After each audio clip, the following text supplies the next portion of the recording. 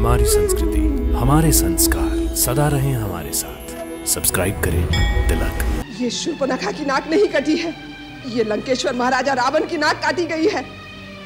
उसने हमारी प्यारी बहन शूर्पणखा का भी अपमान किया है, उसकी नाक काट कर उसे कुरूप बना डाला है। हमने मन में ठान लिया है, जिसने हमारी बहन का रूप बिगाड़ा है, हम उसकी रूपवती स्त्री को उससे छीन लेंगे, हमारी रानी बनाएंगे, हम सीता का अपहरण करेंगे।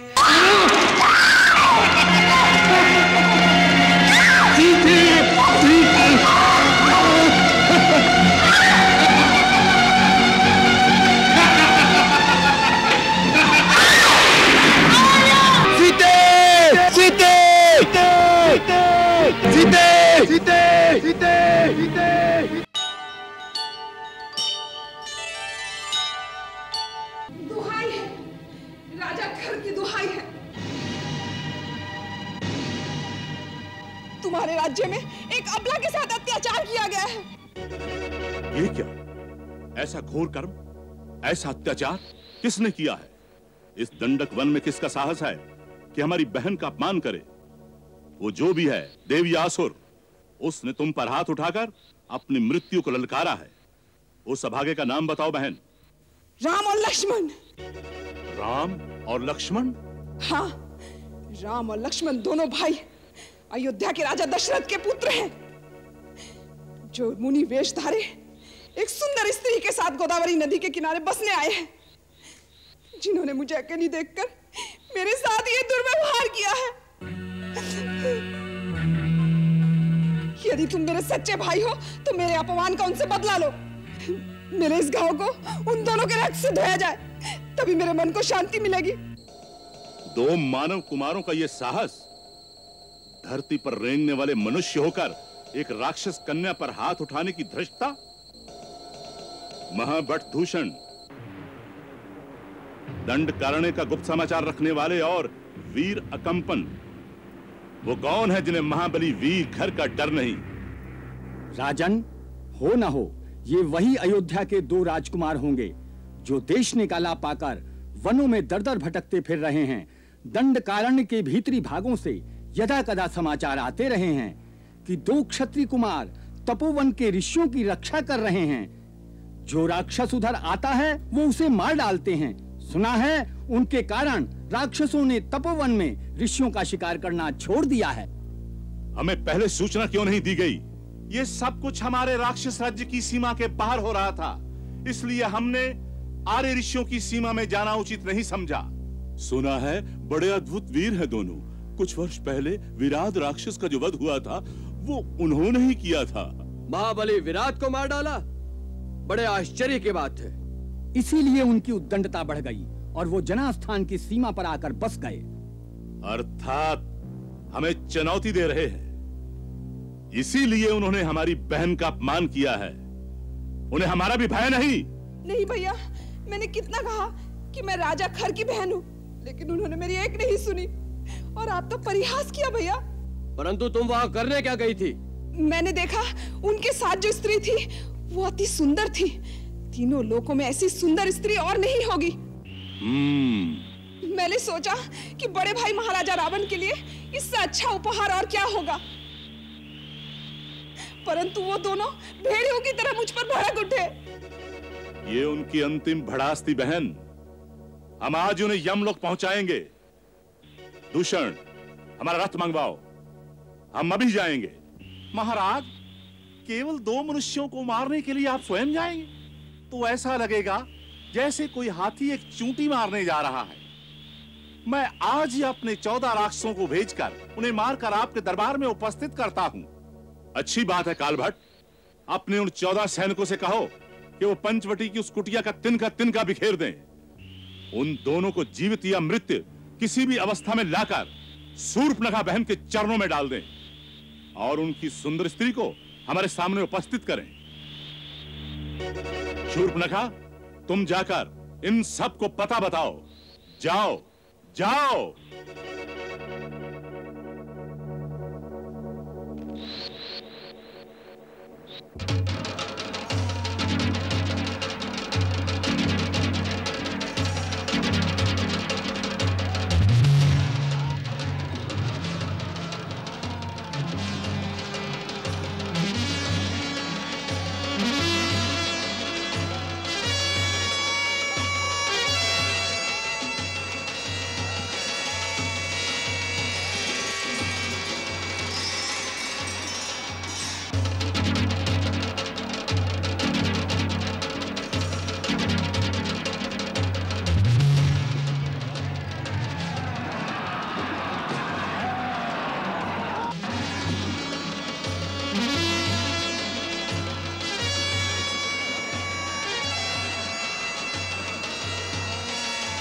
अनुमान ठीक निकला। वो आ गए।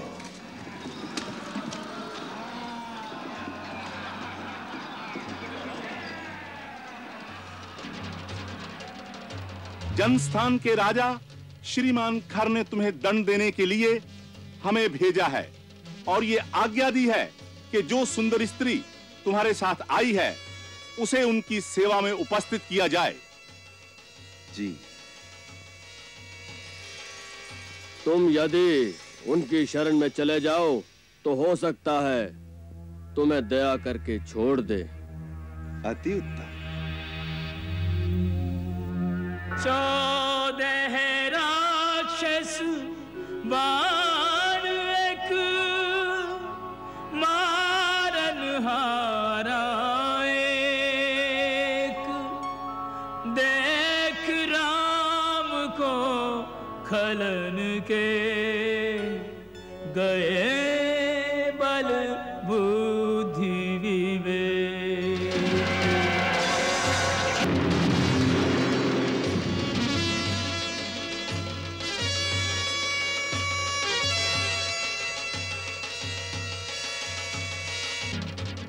क्या कहा? एक ही बाण से हमारे 14 योद्धाओं को मार डाला? हाँ भाई, उसने एक ही बाण ऐसा चलाया कि एक ही क्षण में 14 के 14 मस्तक धड़ से अलग हो गए। लगता है उसने भी थोड़ी बहुत मायावी विद्या सीख ली है। हमें स्वयं चलना पड़ेगा। दूषण, अपने चुने हुए सैनिकों को तैयार करो, हम स्वयं चलेंगे।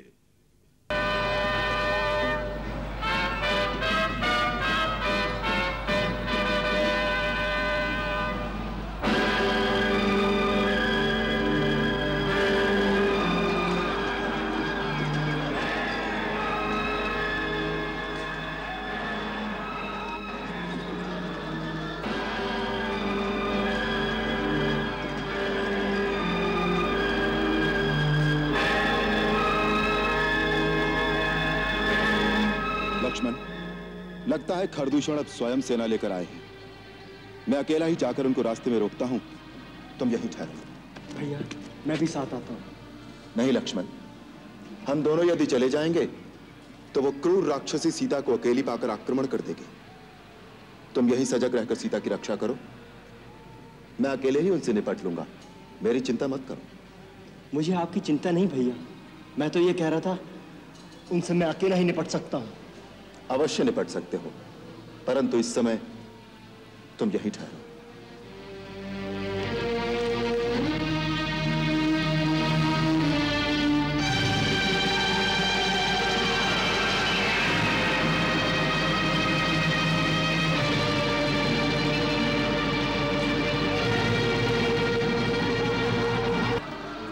दंड मानव, तुम एक तुच्छ मनुष्य होकर हमारे राज्य की सीमा पर उत्पात मचा रहे हो।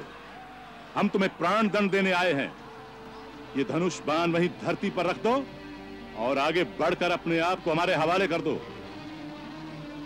अभिमानी राक्षस, ये धनुष बाण हमने ऋषियों की आज्ञा से उठाया है, जिन्हें तुम्हारे राक्षस अकारण ही मार डालते हैं। अब ये बाण तुम्हारा और तुम्हारी सेना का संहार करके ही तुणीर में वापस जाएगा। हम डरकर शत्रु को एक बार भाग जाने का अवसर अवश्य देते हैं, क्योंकि रण में पेट दिखाकर भागते हुए शत्रु पर हम प्रहार नहीं करते। जब प्राण बचाना चाहो तो अभी समय है।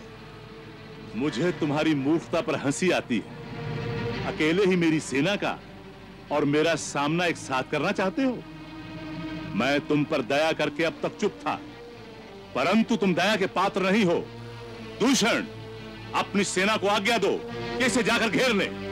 जो आज्ञा। राम, ये सब मायावी और कपट युद्ध करने वाले हैं। इन्हीं के शस्त्र से इनका उत्तर दो। तुम्हारे पास ऋषि विश्वामित्र का दिया हुआ मोहिनी अस्त्र है, इस समय उसका प्रयोग करो, जिससे वे स्वयं उसकी माया से भ्रमित हो जाएं और आपस में लड़ मरे।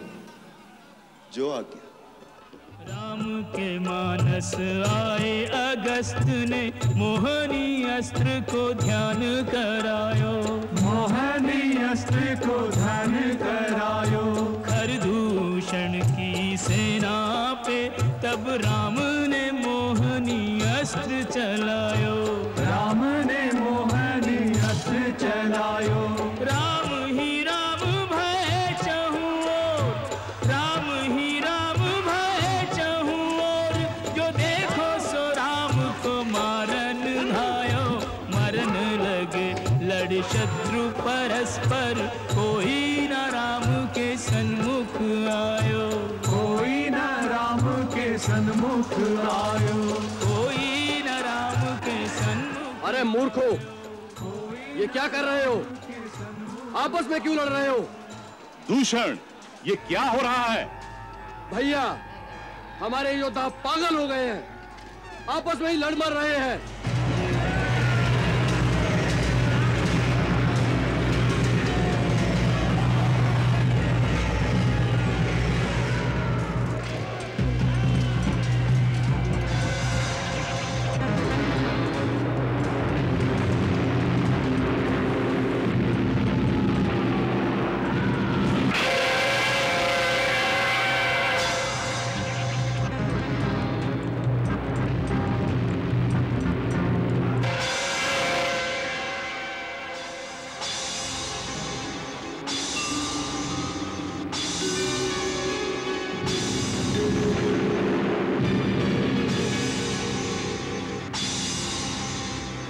ये राम भी कोई मायावी है। इसने मोहनी अस्त्र का प्रयोग करके हमारी सेना को भ्रम में डाल दिया है। अच्छा, तो मैं पहले इसकी माया को ही समाप्त कर देता हूँ। ये ले।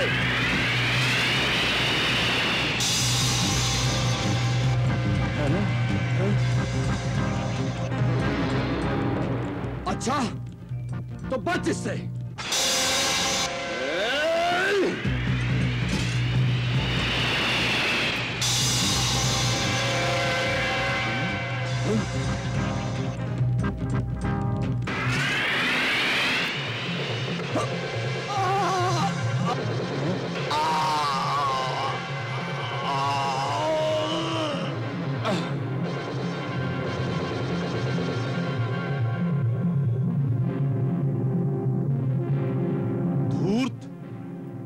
दूषण को मारकर तूने अपनी मृत्यु को पुकारा है।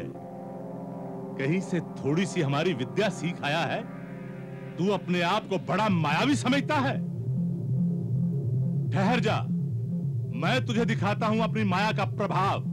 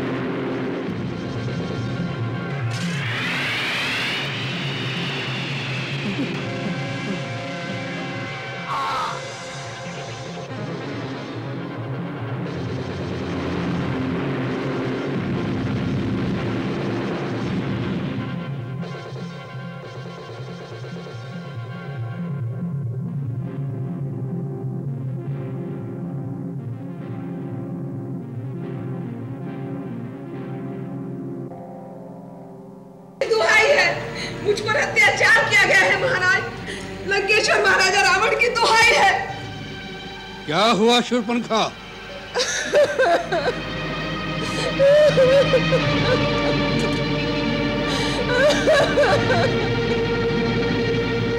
ये कैसी गति बना रखी है? तुम्हारी नाक पर ये घाव कैसा? ये घाव नहीं है, तलवार से प्रहार किया गया है। क्या? तलवार से प्रहार? हाँ भैया, ये शूर्पणखा की नाक नहीं कटी है, ये लंकेश्वर महाराजा रावण की नाक काटी गई है। आप यहाँ राग रंग में भूले बैठे हैं कि शत्रु ने आपकी सीमा पर आक्रमण करके आपकी अग्रिम छावनी को विध्वंस कर दिया है। छावनी को विध्वंस कर दिया है तो जनस्थान में बैठे खरदूषण क्या कर रहे हैं? खरदूषण युद्ध में मारे गए हैं। उनको मारना तो काल के लिए भी असंभव था। किसने किया यह दुस्साहस? एक मानव ने। एक मानव ने असंभव। खर और दूषण दोनों शक्ति, बल और पराक्रम में हमसे किसी प्रकार कम नहीं है। एक मानव ने उन्हें मार डाला, इस बात को हम विश्वास नहीं करते। अकंपन, तुम चुप क्यों हो? शूर्पणखा कहती है, क्या ये सत्य है? हाँ, ये सत्य है महाराज। इसका अर्थ है कि यह सब देवताओं का षड्यंत्र है। एक मानव की आड़ लेकर उन्होंने हमारी सीमा पर आक्रमण किया है। कौन कौन देवता थे उनके साथ? इंद्र अवश्य आया होगा। बताओ, कौन कौन देवता उनकी सहायता करने आए थे? पिताश्री, इन देवताओं की ताड़ना किए बहुत दिन हो गए हैं। वो त्रिलोक विजय लंकेश्वर की शक्ति भूल गए? क्या इंद्र भूल गए कि मेघनाथ का नाम इंद्रजीत क्यों है? आज्ञा दीजिए पिताजी, इन सभी देवताओं को बांधकर इसी सभा में उपस्थित कर दूं। उन्हें षड्यंत्र रचने का उचित दंड दिया जाए। नहीं युवराज इंद्रजीत, उस मानव के साथ कोई देवता नहीं थे। कोई देवता नहीं थे? तो फिर कौन सी शक्ति थी उनके साथ? वो अकेला था। अकेला था? वो मानव है या भगवान? स्वयं भगवान विष्णु के लिए भी अकेले ऐसा साहस करना कठिन हो सकता है। हाँ भैया, वो है तो मानव ही, लेकिन कोई अलौकिक मानव दिखता है। उसका छोटा भाई भी साथ है। दोनों के रूप में ऐसी मोहनी है कि एक बार देख लो तो दृष्टि हटाने को जी नहीं चाहता। उनके साथ एक स्त्री भी है जिसके रूप को एक बार देख लो तो कामदेव भी मोहित हो जाए। कोई देवांगना, अप्सरा, गंधर्व, किन्नर अथवा नाग कन्या भी उसकी सुंदरता को जीत नहीं सकती। शूर्पणखा, तुम मुझे इस समय उनके और उनकी स्त्री के रूप की मोहिनी की अनर्गल बातें न सुनाओ। मुझे उस मानव की शक्ति और बल पर विचार करने दो। मुझे सोचने दो कि किस कारण उसने रावण की शक्ति को ललकारने का साहस किया है। इसके पीछे क्या भेद है? वही तो मैं कह रही हूँ। उसका भेद केवल इतना ही है कि जब मैंने उस स्त्री को देखा तो मैंने सोचा, जिस प्रकार संसार की हर उत्तम वस्तु महाराजा रावण के पास है, उसी प्रकार इस नारी को भी लंकेश्वर के राजमहल की शोभा होना चाहिए। यह सोचकर ही मैं उस नारी को आपके लिए उठाने गई कि दोनों भाइयों ने मुझ पर आक्रमण करके मेरी यह दुर्दशा कर दी। जब मैंने कहा कि मैं लंकापति रावण की बहन हूं, मेरी हंसी उड़ाई गई। उतना ही नहीं, मेरे नाक को काटकर आपको चुनौती भेजी है और कहा है कि जाकर अपने भाई से कह दो कि अपनी वीरता पर इतना अभिमान है तो स्वयं आकर ले जाए सुंदरी को, नहीं तो अपनी नकली बहन के आंचल में मुंह छुपाकर लंका से भी भाग जाए। बस करो शूर्पणखा। क्षमा करें महाराज, मेरा हृदय अपमान की ज्वाला से धड़क रहा है। उन्होंने आपकी बहन के नाक काटकर असुरों को एक तरह से चुनौती भेजी है, आपकी वीरता को ललकारा है। अगर आप में आत्मसम्मान की भावना है तो आज ही उस स्त्री को छीनकर उनसे ले आइए और उन दोनों मानवों को मेरे हवाले कर दीजिए, ताकि मैं उन दोनों को अपनी इच्छा अनुसार दंड दूं। तभी मेरे इस अपमान का बदला पूरा होगा। शूर्पणखा, हम तुम्हारे अपमान और अपने भाइयों की मृत्यु का बदला लेना हमारा प्रथम कर्तव्य समझते हैं, अन्यथा संसार के लोग हमारी हंसी उड़ाएंगे। अकंपन, कौन है वो मानव जिन्होंने अपनी मृत्यु का आवाहन किया है, हमारे भयंकर जनस्थान का विनाश किया है? हमारा अपराध करके इंद्र, कुबेर, यम और स्वयं विष्णु भी चैन से नहीं रह सकते। जो रावण काल का भी काल है, अग्नि को भी भस्म कर सकता है, मौत को भी मार डालने की शक्ति रखता है, उसके रास्ते में आने का साहस किसने किया और क्यों किया? महाबली लंकेश्वर। वो कौशल देश के राजा दशरथ के पुत्र हैं, राम और लक्ष्मण। वे बड़े ही यशस्वी और तेजस्वी दिखाई देते हैं। उनके बल और पराक्रम की कोई तुलना नहीं है। सारे संसार के धनुर्धारियों में वो सर्वश्रेष्ठ माने जाते हैं। उन्हें दिव्य अस्त्रों के प्रयोग का भी पूर्ण ज्ञान है। ऐसा लगता है कि समस्त ऋषियों और समस्त देवताओं के द्वारा सिद्ध किए हुए दिव्यास्त्रों पर उनका पूर्ण अधिकार है। वो युद्ध कौशल में भी प्रवीण हैं। इसी कारण युद्ध के दौरान अकेले राम के ही हाथों परमवीर खर और दूषण वीर गति को प्राप्त हुए। उन्हें माया की विद्या भी पूरी तरह आती है। इसी कारण हमारे राक्षस सैनिक भय से व्याकुल होकर जिस जिस ओर भी जाते हैं, वहां वहां वो श्री राम को अपने सामने खड़ा हुआ पाते हैं। उनके मोहनी अस्त्रों की माया से हमारे राक्षस सैनिक एक दूसरे को राम समझकर आपस में ही लड़ लड़ कर मर गए। वो इतने वीर हैं तो उनकी वृत्ति धर्म विरुद्ध नहीं हो सकती। फिर उन्होंने बिना कारण हमारे जनस्थान पर आक्रमण करके उसका विनाश क्यों किया? महामना, उन्होंने आक्रमण नहीं किया। आक्रमण तो हमारी सेना ने उन पर किया था। हमारी सेना ने उन पर आक्रमण किया और हार गए, इसमें उनका कोई दोष नहीं।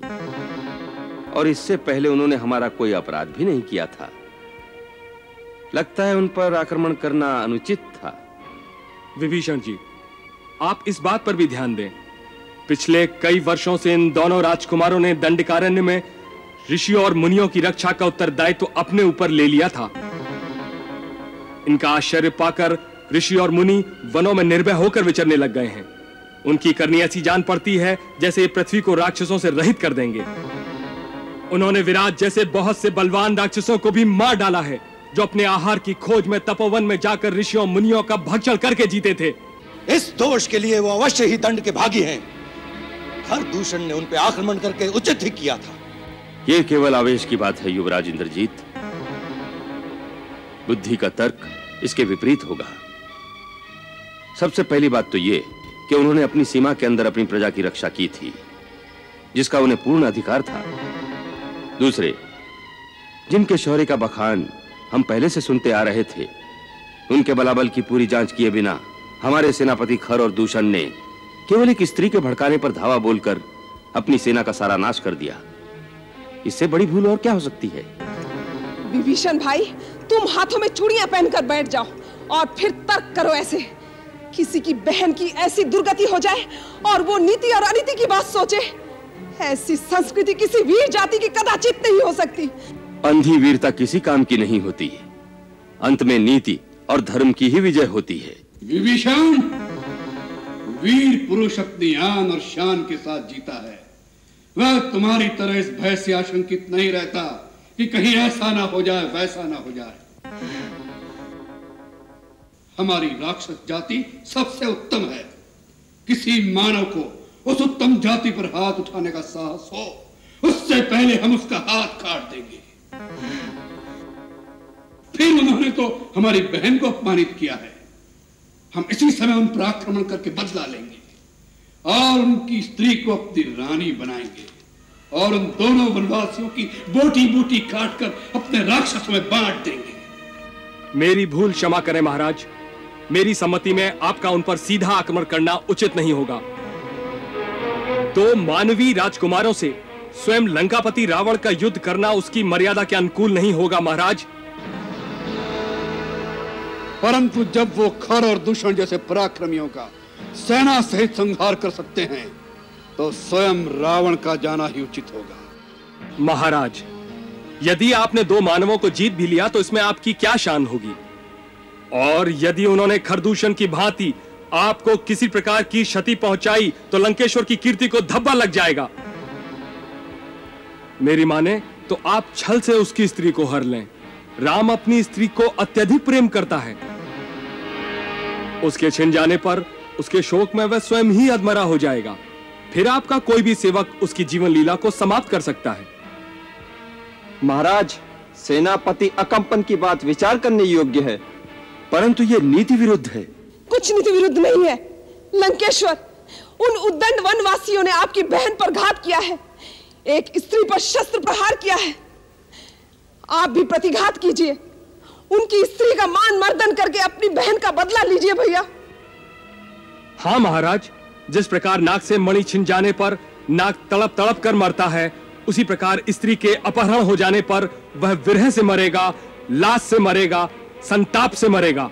निश्चय यह सम्मति हमें विचार करने योग्य लगी है। छल से, बल से, कौशल से सीता को उससे जुदा कर दो भैया, उसका गर्भ भंग होगा, तभी मेरा कलेजा ठंडा होगा। होगा, यही होगा बहन, यही होगा। यदि उनसे युद्ध करना आपकी शान के विरुद्ध है, तो क्या चोरी करके आपकी शान बढ़ जाएगी महाराज? लंकेश्वर, मेरे परम आदरणीय ज्येष्ठ भ्राता, आप परम ज्ञानी वेदवेत्ता हैं, परम तेजोमय तपस्वी हैं, पांडित्य की पराकाष्ठा हैं, परम उच्च ब्राह्मण कुल में जन्म लेकर भी पराक्रमी क्षत्रियों के समान शौर्य की कीर्ति स्थापित की है। क्षणिक कुमति में अपनी उज्जवल कीर्ति को कलंकित न कीजिए महाराज। आपने जो शक्ति पाई है वो धर्म जनित तपस्या से पाई है।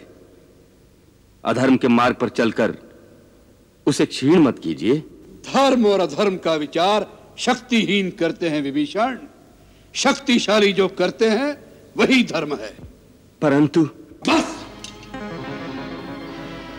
इस समय हम कोई तर्क सुनना नहीं चाहते। आप लोगों ने जो कहा उस पर हम विचार करके स्वयं उचित निर्णय लेंगे।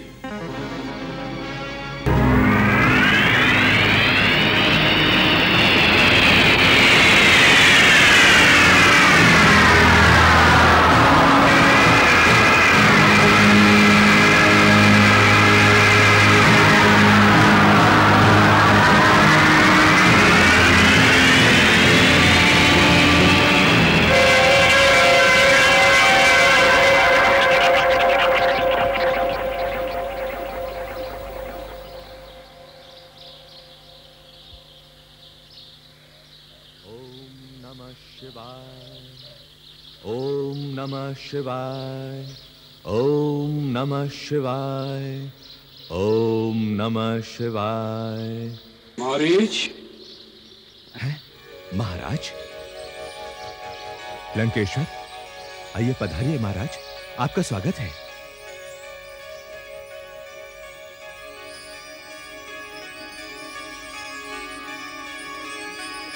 महाराज, आसन ग्रहण कीजिए।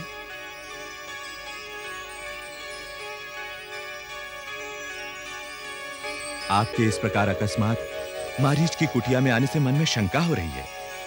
आपके राज्य में सब कुशल तो है ना लंकेश्वर? तात, हम तुमसे सहायता मांगने आए हैं।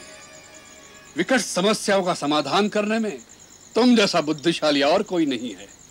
तुम बड़ी बड़ी मायावी विद्याओं के ज्ञाता हो। तुम बल और छल दोनों की प्रयोग करने में कुशल हो।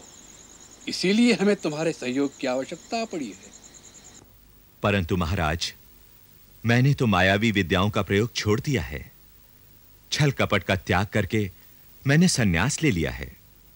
अब तो शेष जीवन कैलाशपति की आराधना और तपस्या में ही व्यतीत करने का निश्चय कर चुका हूं।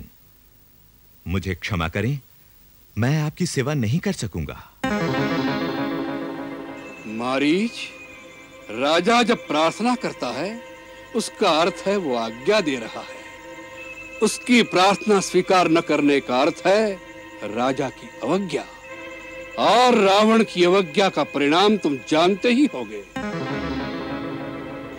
इसीलिए हम जैसा कहते हैं वैसा ही तुम्हें करना होगा। आप बहुत अशांत लग रहे हैं लंकेश। कहिए, आपकी चिंता का कारण क्या है और उसके लिए मुझे क्या करना होगा? मारीच, एक मानव ने हमारी छावनी को विध्वंस कर डाला है, खौर और दूषण को मार डाला है। एक मानव ने? कौन है वो? सुना है अयोध्या का कोई राजकुमार है, राम, जो अपने छोटे भाई लक्ष्मण और अपनी पत्नी सीता के साथ पंचवटी में रहने आया है। उसने हमारी प्यारी बहन शूर्पणखा का भी अपमान किया है। उसकी नाक काट कर उसे कुरूप बना डाला है। हमने मन में ठान लिया है, जिसने हमारी बहन का रूप बिगाड़ा है, हम उसकी रूपवती स्त्री को उससे छीन लेंगे, हमारी रानी बनाएंगे, हम सीता का अपहरण करेंगे। इसलिए हमें तुम्हारी सहायता की आवश्यकता है। मेरी सहायता? हाँ, तुम अपनी माया से एक अद्भुत स्वर्ण मृग का रूप धारण करो, जिसके सींग सोने के हो, जिसका चरम सुनहरी हो, ऐसा जैसा कभी किसी ने देखा ना हो। तुम्हें देखकर राम और लक्ष्मण भी शिकार के लिए भागेंगे। यदि वो न निकले तो सीता उन्हें अवश्य तुम्हारे शिकार के लिए भेजेगी। उस समय मैं उसे कुटिया में से उठा लाऊंगा। देखो उस सुंदरी का कैसा सौभाग्य है कि वन की कुटिया में से सीधी लंका के राजमहल में पहुंचने वाली है। उसका सौभाग्य है या नहीं, परंतु आपका दुर्भाग्य अवश्य उदय हो रहा है महाराज रावण। क्या? हाँ लंकेश, आप जिसे एक छोटे से राज्य का कोई साधारण राजकुमार समझ रहे हैं, उस राम की महिमा आप नहीं जानते। मुझे लगता है कि कोई सचमुच आपका परम शत्रु है जिसने आपको यह सलाह दी है, क्योंकि इस दुष्कर्म के बाद आप कुल समेत नष्ट हो जाएंगे। लंका की ईंट से ईंट बच जाएगी। आप मेरी मानिए तो ये सब कुछ भूलकर लंका वापस चले जाइए।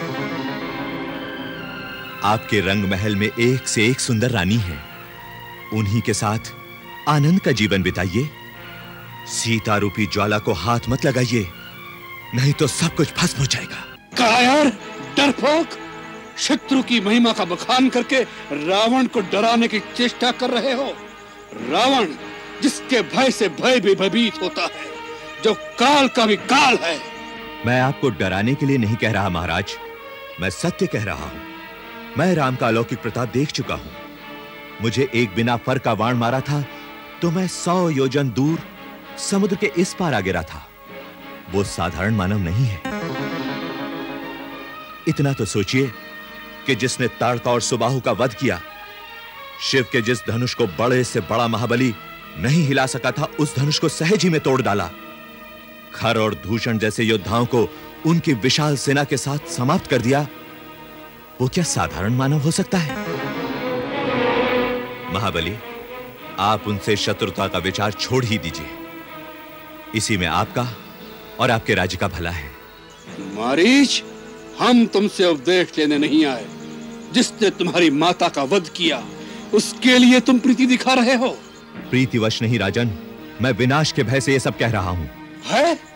तुम किसे डराने की चेष्टा कर रहे हो? यदि राम साधारण मानव नहीं है तो क्या रावण साधारण पुरुष है? रावण जिसके डर से देवता भी कांपते हैं, जो कैलाश पर्वत को उठाने की शक्ति रखता है, स्वयं यमराज भी जिसका दास है। रावण अर्थात एको हम द्वितीयो नास्ति, न भूतो न भविष्यति। ये सब कुछ जो आप सुना रहे हैं वो सत्य है, परंतु ये मत भूलिए, ये सारी शक्तियां आपने पुण्य कर्मों से प्राप्त की हैं। और जब भी कोई अपनी शक्ति का प्रयोग पाप कर्मों में करने लगता है तो वही शक्ति उसे धोखा दे जाती है। मैं आपका मामा भी हूं, इसीलिए आपको नीति की बात समझा रहा हूं। जो नारी अपनी इच्छा से ना आए वो अग्नि की ज्वाला होती है। क्यों एक जलते हुए अंगारे को हृदय से लगाना चाहते हो? बस मारीच, उपदेश सुनने की आदत नहीं त्रिलोक विजयी रावण को। हम तीनों लोकों के राजा हैं। संसार की सभी सुंदर वस्तुओं पर हमारा अधिकार है। हमारे लिए कुछ पराया नहीं, सब कुछ हमारा है। हमें नीति मत सिखाओ। शक्तिशाली पुरुष जो करता है वही नीति कहलाती है। शक्ति का सबसे विनाशकारी रूप भी यही है जिसका आप प्रदर्शन कर रहे हैं। यही विनाश का मूल है राजन। तुम नीति की बातें करते हो और इतनी नीति भी नहीं जानते कि राजा के सामने तर्क नहीं करते। ऐसा राजा जो अपने हितैषियों की सम्मति सुनने को तैयार नहीं होता, वो स्वेच्छाचारी आतताई कहलाता है और अंततः नाश को प्राप्त होता है। क्या आपके बुद्धिमान मंत्रियों ने इस विषय में आपको कोई सम्मति नहीं दी? जिस राजा को अपने बाहुबल, अपनी शक्ति पर भरोसा नहीं होता, वही मंत्रियों की मंत्रणा के जाल में फंसा रहता है। मंत्रियों का काम है राजा की आज्ञा का पालन करना, आज्ञा देना नहीं। जो मंत्री अपना कल्याण चाहता है उसे उचित है कि राजा के पूछने पर ही अपना मत प्रकट करे, वह भी नम्रता के साथ हाथ जोड़कर। राजा के सामने केवल अनुकूल, मधुर और प्रिय बात ही कहनी चाहिए। ऐसे राजा ही अपने दंभ और अहंकार से अपना सर्वनाश कर लेते हैं। केवल प्रिय वचन बोलने वाले तो चारों ओर मिलते हैं, अप्रिय परंतु हितकारी कहने और सुनने वाले दोनों दुर्लभ होते हैं। सुलभा पुरुषा राजन संतता प्रियवादिनः अप्रियश्च पश्यश्य श्रोता वक्ता च दुर्लभः। मारीच, हमें शास्त्र मत सुनाओ। कहीं ऐसा न हो जाए कि राम और सीता से पहले तुम हमारे क्रोध का शिकार बन जाओ। निर्णय कर लो, हमारे हाथों मरना है या हमारी आज्ञा का पालन करना है। महाराज, हर प्रकार से आज मेरी मृत्यु निश्चित है, परंतु राजा के हाथों अपराधी होकर मरने से कलंक लगता है। इससे तो राम जैसे शत्रु के हाथों मरकर वीर गति तो प्राप्त होगी। चलिए महाराज, सेवक आपकी आज्ञा का पालन करेगा।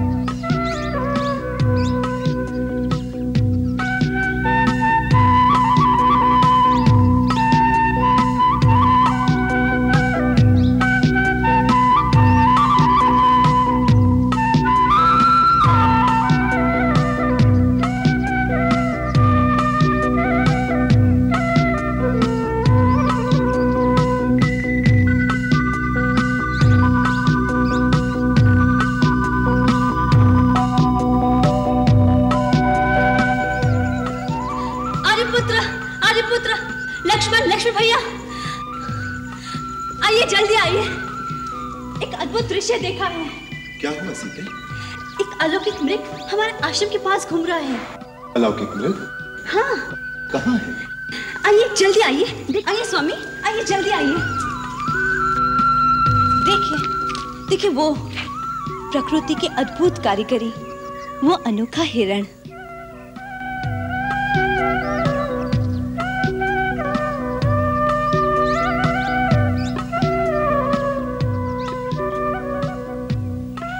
ऐसा विचित्र मृग कभी देखा है? इसके सींग देखिए, लगता है सोने के हैं। उसकी खाल भी सुनहरी है। सचमुच अद्भुत, विलक्षण। देखा लक्ष्मण? देख रहा हूं भैया। स्वामी, इसे किसी प्रकार पकड़ लीजिए ना। ओहो, कितना मनभावन मृग है। पकड़ ले। क्या करोगी कल्याणी? इसे अयोध्या ले जाएंगे। देखकर सब विस्मय से चकित रह जाएंगे। इसके पैरों में घुंघरू बांधूंगी। जब महल में छम छम चलेगा तो माताएं कितनी प्रसन्न होगी। नहीं तो वनवास की स्मृति स्वरूप भरत भैया को भेंट दे दूंगी। जाइए ना, जल्दी पकड़ लाइए। लक्ष्मण, तुम्हारी भाभी की इच्छा पूरी करनी ही पड़ेगी। वास्तव में यह है भी बहुत सुंदर। इसका रूप अनूप ही इसका शत्रु बन रहा है। भैया, इसके प्रति भाभी का मोह हमें किसी संकट में न डाल दे। मुझे तो यह स्वर्णमग माया जैसे जान पड़ता है। ये प्रकृति के विरुद्ध है, अप्राकृतिक है, असंभव है। इस सृष्टि में असंभव कुछ नहीं है लक्ष्मण। जो कुछ भी तुम कल्पना कर सकते हो वो इस ब्रह्मांड में कहीं ना कहीं खड़ा जा चुका है। ज्ञानी और विज्ञानी भी सृष्टि का सारा रहस्य नहीं जानते, इससे ये सृष्टि मिथ्या नहीं हो जाती। परंतु भैया, जो प्रकृति के विरुद्ध है। प्रकृति के विरुद्ध कुछ नहीं होता लक्ष्मण। भरद्वाज मुनि के घर में पुत्र रूप में स्वर्ण शरीर वाले 7 हंस पैदा नहीं हुए थे। इसी प्रकार सहस्त्र कोटि रूपों में जीव मिलते हैं लक्ष्मण। भगवान की माया के सामने ज्ञान विज्ञान का तर्क काम नहीं करता। भगवान की माया हो सकती है, परंतु ये तो मुझे कोई राक्षसी माया जान पड़ती है। याद है भैया, एक बार दंडक वन में कई राक्षस इसी तरह मृग बन के आए थे। ओहो, आप दोनों भाई इसी तरह तर्क करते रहेंगे तो इतने में हिरण भाग जाएगा। अब मेरी इतनी सी इच्छा पूरी नहीं कर सकते? लक्ष्मण, लगता है सीता मृग को पाए बिना मानेगी नहीं। मैं भी चाहता हूं।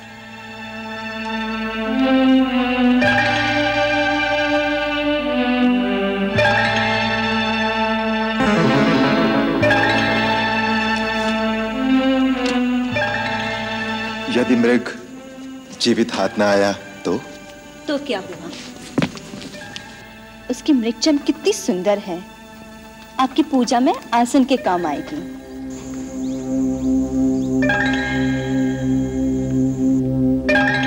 भैया, मुझे अब भी संदेह है ये कोई राक्षसी माया ना हो। यदि राक्षस ही हुआ तो उसका अंत होना भी आवश्यक है। लक्ष्मण, तुम पर्णकुटी में सीता के साथ सावधानी से इनकी रक्षा में रहना, कहीं तुम्हारा संदेह सत्य ना हो। मैं जानकी की इच्छा पूरी करने के लिए इस कांचन रथ के पीछे जाता हूं।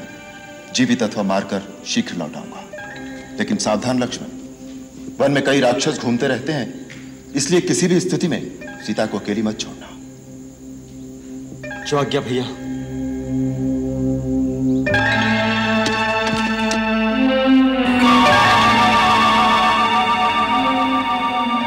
निगम नेति शिव ध्यान न पावा, माया मृग पाछे सो धावा।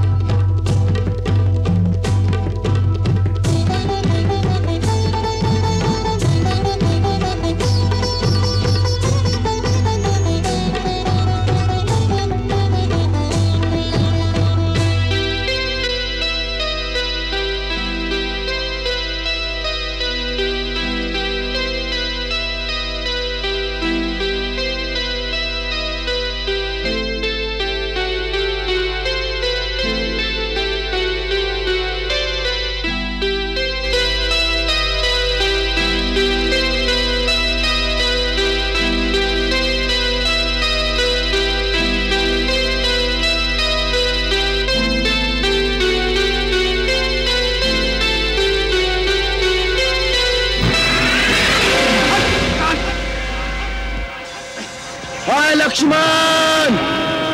हाय लक्ष्मण! हाय लक्ष्मण! हाँ सीते! हाँ सीते! हाँ सीते! लक्ष्मण! लक्ष्मण! लक्ष्मण! तुमने सुना? बचाओ! बचाओ!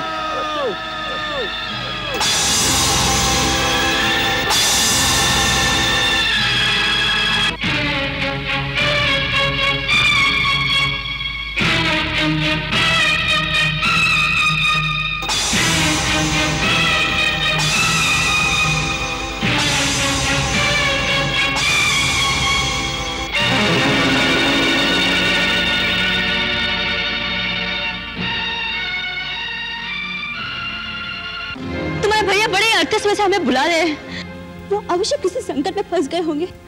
उनकी आवाज में कितनी करुणा है। लगता है बहुत सारे राक्षसों ने उन्हें घेर लिया होगा। लक्ष्मण, तुमने नहीं सुनी उनकी पुकार? सुनी है भाभी। तुम यहीं पे खड़े हो। जाओ लक्ष्मण, जाओ, जाके उनको बचाओ। लक्ष्मण, क्या हुआ? तुम जाते क्यों नहीं? क्योंकि मैं जानता हूं भैया किसी संकट में फंस ही नहीं सकते। भाभी, आपके स्वामी को देव, असुर, नाग, दानव कोई परास्त नहीं कर सकता। ये कदाचित भैया की आवाज नहीं है, ये कोई धोखा है। आप इतनी अधीर ना हो भाभी, धीरज रखिए। जिसका पति संकट में हो और सहायता के लिए पुकार रहा हो, उसको तुम धीरज रखने की बात सिखा रहे हो। लक्ष्मण, क्या तुम राक्षसों के डर के मारे अपने प्राण बचाने के लिए नहीं जा रहे? मैंने तुम्हें इतना कायर कभी नहीं समझा था। भाभी, अपने भाई के सामने धनुष उठाकर अपनी वीरता के डींगे मारते रहते हो, और आज तुम सचमुच वीरता दिखाने का अवसर आया। तुम डरे हुए चूहे की भांति अपने बिल से निकलना नहीं चाहते। भाभी, भाभी, आप ऐसी बातें न कहिए। आप नहीं जानती आप क्या कह रही हैं। मैं अच्छी तरह जानती हूँ तुम्हें। जिस भाई ने तुम्हें अपने पुत्र की भांति पाला है, आज जब उनके प्राण संकट में आ गए तो तुम डर के मारे अपनी भाभी के आंचल में आकर छुप गए। क्या इसी समय यही तुम्हारा कर्तव्य है? मेरा एक ही कर्तव्य है, अपने बड़े भाई श्री राम की आज्ञा का पालन करना, और वो मुझे कह गए कि मैं आपकी रक्षा के लिए यही रहूं। इसलिए मैं आपको किसी भी स्थिति में अकेला छोड़ के नहीं जा सकता। मेरी रक्षा, जिसके लिए मैं सारा संसार त्याग कर इस वन में रहने आई हूँ, जिसके बगैर मैं एक पल भी जीवित नहीं रह सकती, और जब उनके प्राण संकट में आ गए तो मेरी रक्षा करने से क्या लाभ? लक्ष्मण, अगर उनको कुछ हो गया तो मैं एक पल भी जीवित नहीं रह सकूंगी। फिर मेरे मृत शरीर की रक्षा करते रहना और पालते रहना भाई की आज्ञा। भाभी, आप समझती क्यों नहीं? भैया पर कोई आज आ ही नहीं सकती। तीनों लोगों में कोई ऐसा वीर नहीं जो उन्हें परास्त कर सके। ये किस दुर्भाग्य के कारण आपकी बुद्धि इतनी हीन हो गई है? जिसके पति के प्राण संकट में हो, उस नारी के लिए इससे बड़ा दुर्भाग्य और क्या हो सकता है? आज तुम हठ धर्मी पर उतर आए हो। सिद्धि तो तुम सदा से ही रहे हो, परंतु अपनी कायरता के कारण मेरी अवज्ञा भी करोगे, इसकी मुझे आशा नहीं थी। भाभी, आप मुझे कायर मत कहिए। कायर नहीं, तुम मेरी आज्ञा का पालन करो। भाभी, आप हट मत कीजिए, कुछ अमंगल हो जाएगा। तुम नहीं गए तो अमंगल हो ही जाएगा। लक्ष्मण, बातों में समय मत गवाओ।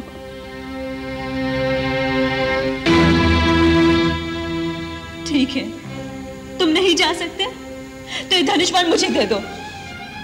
हर आर्य स्त्री अपने पति की रक्षा करना अच्छी तरह से जानती है। लाओ। धनुष बाण भी मुझे नहीं दे सकते? ठीक है, मैं ऐसे ही चली जाती हूँ, तुम यहीं रहो। भाभी, मुझे इतना विवश मत कीजिए। बातें ना करो, कर्म करो, कर्म। अच्छी बात है। आपकी आज्ञा का पालन करने के लिए आज पहली बार लक्ष्मण अपने प्रभु श्री राम की आज्ञा का उल्लंघन करता है। आप कुटिया में चली जाइए।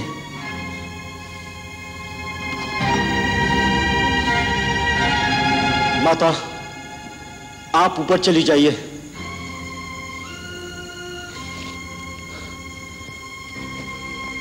भैया, मुझे क्षमा करना।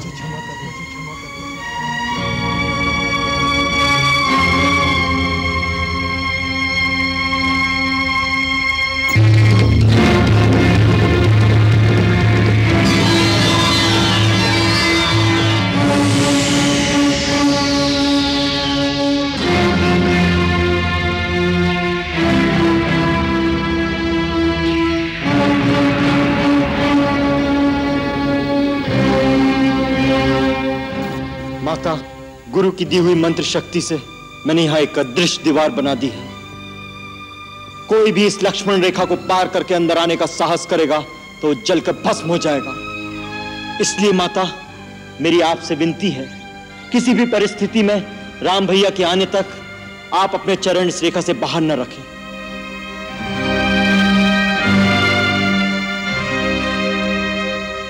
हे वन के देवताओं, समस्त प्राणियों, मैं माता सीता को आपकी सुरक्षा में छोड़े जा रहा हूं।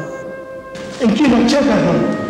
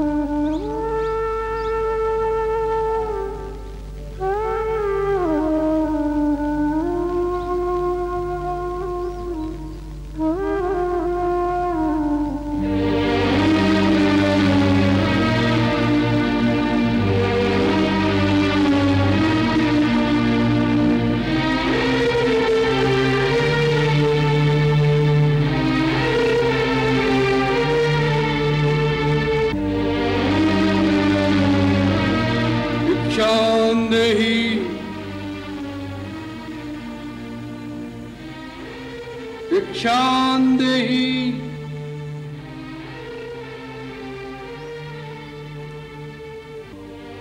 भिक्षांदेहि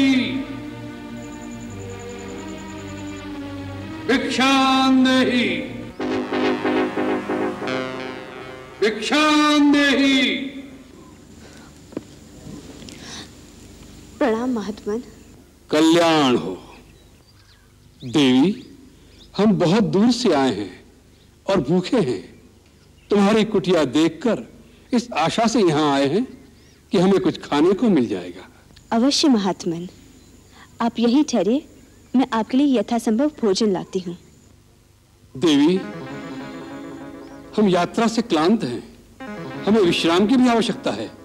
क्षमा करें, इस समय मेरे पति कुटिया में नहीं है, इसलिए मैं आपका स्वागत नहीं कर सकती। परंतु कृपा करके आप वहीं ठहरिए, मैं आपके लिए भोजन लाती हूँ।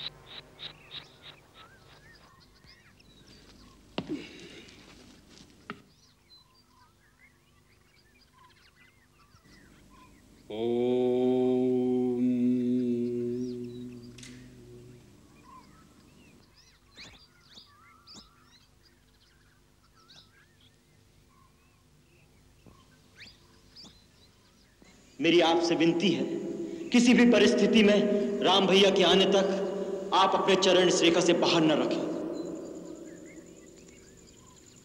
मुनिराज, मैं आपके लिए भोजन लाई हूं, ये लीजिए।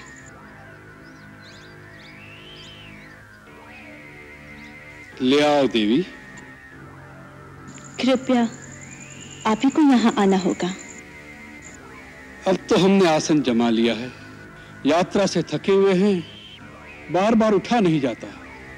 जो कुछ देना है यही ले आओ। भगवान, मैं इस सीमा से बाहर नहीं आ सकती, आप ही को कष्ट करना होगा।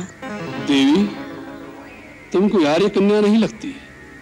द्वार पर आया हुआ अतिथि भगवान का रूप होता है, और तुम हमारा तिरस्कार कर रही हो। नहीं अतिथि देवता, मेरे वहां न आने का कारण आपका तिरस्कार करना नहीं।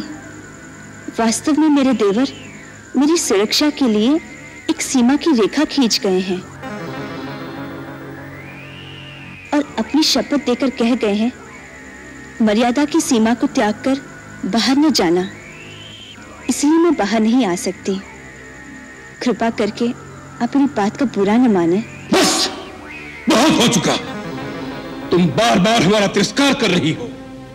पहले हमें कुटिया के अंदर आने से रोक दिया और अब दूर से खाना दे रही हो, जैसे हम कोई पशु पक्षी हो। ऐसा व्यवहार नीच जाति के लोगों से किया जाता है। कोई संत महात्मा द्वार पर आ जाए तो बड़े आदर से स्वयं उसके पास जाकर उसके चरण छूकर भिक्षा दी जाती है। ठीक है, हम तुम्हारे द्वार से भूखे ही चले जाएंगे, लेकिन इस अपमान के बदले हम तुम्हें श्राप देंगे। नहीं मुनिराज, मुझ पर दया कीजिए। मुझे अपनी पुत्री के समान समझकर मेरी समस्या और विवशता को समझने की चेष्टा कीजिए। हम सब समझते हैं, सब कुछ जानते हैं। हम त्रिकालदर्शी हैं। मूर्ख स्त्री, हम सब देख रहे हैं। तुम्हारा पति इस समय एक स्वर्ण मृग का शिकार करने वन में भागा भागा फिर रहा है। वह स्वर्ण मृग अपने सींग से तुम्हारे पति को एक बार आहत कर चुका है, फिर भी तुम्हारा पति उसके पीछे भाग रहा है। हम श्राप देते हैं कि वही स्वर्ण मृग अपने तीखे सींगों द्वारा तुम्हारे पति को। नहीं, अब मुझे श्राप मत दीजिए। मैं वहीं आती हूँ। आप मेरे पति को श्राप मत दीजिए। मेरे श्राप मत दीजिए। मुझ पर दया कीजिए। मुझसे भूल हो गई है। मैंने आपकी शक्ति को नहीं पहचाना था। मुझे क्षमा कर दीजिए। जाओ कन्या, हमने तुम्हें क्षमा कर दिया। हम तुम जैसी सुंदर नारी के अश्रु नहीं देख सकते।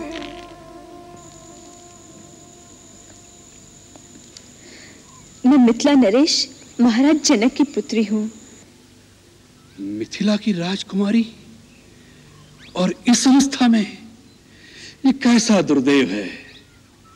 जिस कांचन काया को देख देवता भी लालायित हो जाएं, उसे तुम इस घास फूस की कुटिया में नष्ट कर रही हो। अरे ऐसे नारी रत्न को तो किसी त्रिलोकी के राजा की पत्नी होना चाहिए था। मेरे लिए तो मेरे पति ही त्रिलोकी के राजा है। उनसे बढ़कर और कोई हो सकता है क्या? अवश्य हो सकता है। हम तुम्हें बताते हैं। सीते, जिसके नाम से देवता, नाग, किन्नर, असुर, राक्षस अर्थात संसार के संपूर्ण प्राणी थर्रा उठते हैं, सूर्य चंद्र आदि नवग्रह जिसकी इच्छा से चलायमान होते हैं, जो संसार के समस्त चराचर प्राणियों का स्वामी है, जिसे देख वृक्षों के पत्ते भी भय से स्तब्ध हो जाते हैं। अरे वायु भी जिसके सामने सांस नहीं ले सकती।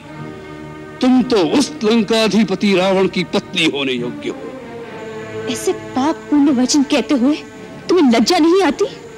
कोई महात्मा के वेश में तुम एक दुरात्मा हो। कौन हो तुम?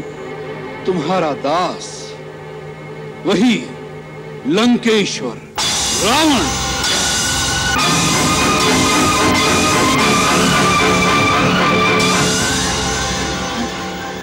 हाँ, रावण, जिसे तुम्हारी कामना ने इतना आतुर कर दिया है कि स्वयं तुम्हारे द्वार पर भिक्षा मांगने आया है। सीते, आज तुम्हारा भाग्य उदय हो गया। कल से हमारे राजमहल में 5000 स्त्रियां पटरानी की भांति तुम्हारी सेवा करेंगी। धूर्त, तुमने ये कैसे सोच लिया कि तुम अपने वैभव का बखान करोगे और सीता तुम्हारे साथ चल देगी? तुम इसी समय यहाँ से चले जाओ, नहीं तो मेरे पति एक ही बाण में तुम्हें तुम्हारी लंका सहित जला के भस्म कर देगी। तुम जिस पति का मान करती हो वह तो धरती पर रेंगने वाला एक मानव मात्र है। हम जिन राक्षसों के राजा हैं वह तो इन मानवों को फल मूल की भांति अपना आहार समझते हैं। तुम हम लोगों की शक्ति को नहीं जानती। जानती हूँ। खर और दूषण भी तुम्हारे ही भाई थे ना, जिन्हें रघुवर ने आन की आन में समाप्त कर दिया था। तुम्हारा ये साहस, एक गीदड़ होकर सिंघनी की कामना कर रहे हो। तुम्हारा अंत समय आ गया है। यदि प्राण प्यारे हो तो अभी समय है, चला जा यहाँ से। हमारा ऐसा अपमान करने का साहस आज तक किसी ने नहीं किया। इसका परिणाम जानती हो? और एक पतिव्रता सती की ओर ऐसी कुदृष्टि डालने की मूर्खता भी किसी ने नहीं की होगी। इसका परिणाम जानते हो? तेरा ही नहीं, तेरे सारे कुल का सर्वनाश हो जाएगा। मूर्ख, हट जा मेरे सामने से। फिर से उस रेखा के अंदर जाना चाहती है? स्त्री एक बार अपनी मर्यादा की रेखा से बाहर आ जाए, फिर उसका वापस जाना असंभव हो जाता है। सीते, अब तुम्हें रावण के हाथों कोई नहीं बचा सकता। इसलिए चुपचाप अपनी सम्मति से मेरे साथ चलो। लक्ष्मण, आर्या, कहाँ भैया? लक्ष्मण, पुकार ले और पुकार। लक्ष्मण, इस समय वो रण्य बहुत दूर हैं, तुम्हारी पुकार उन तक नहीं पहुंच सकती। सीते, चलो मेरे साथ। सीते,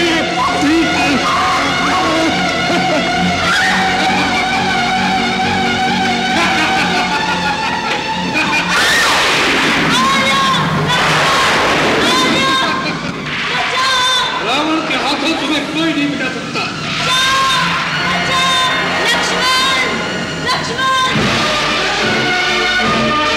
भैया,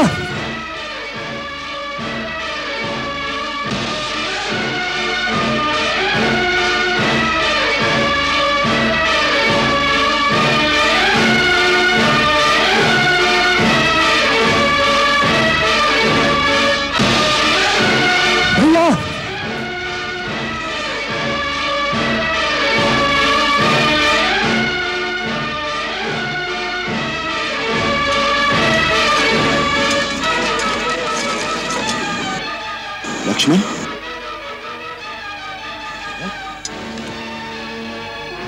लक्ष्मण, या आप?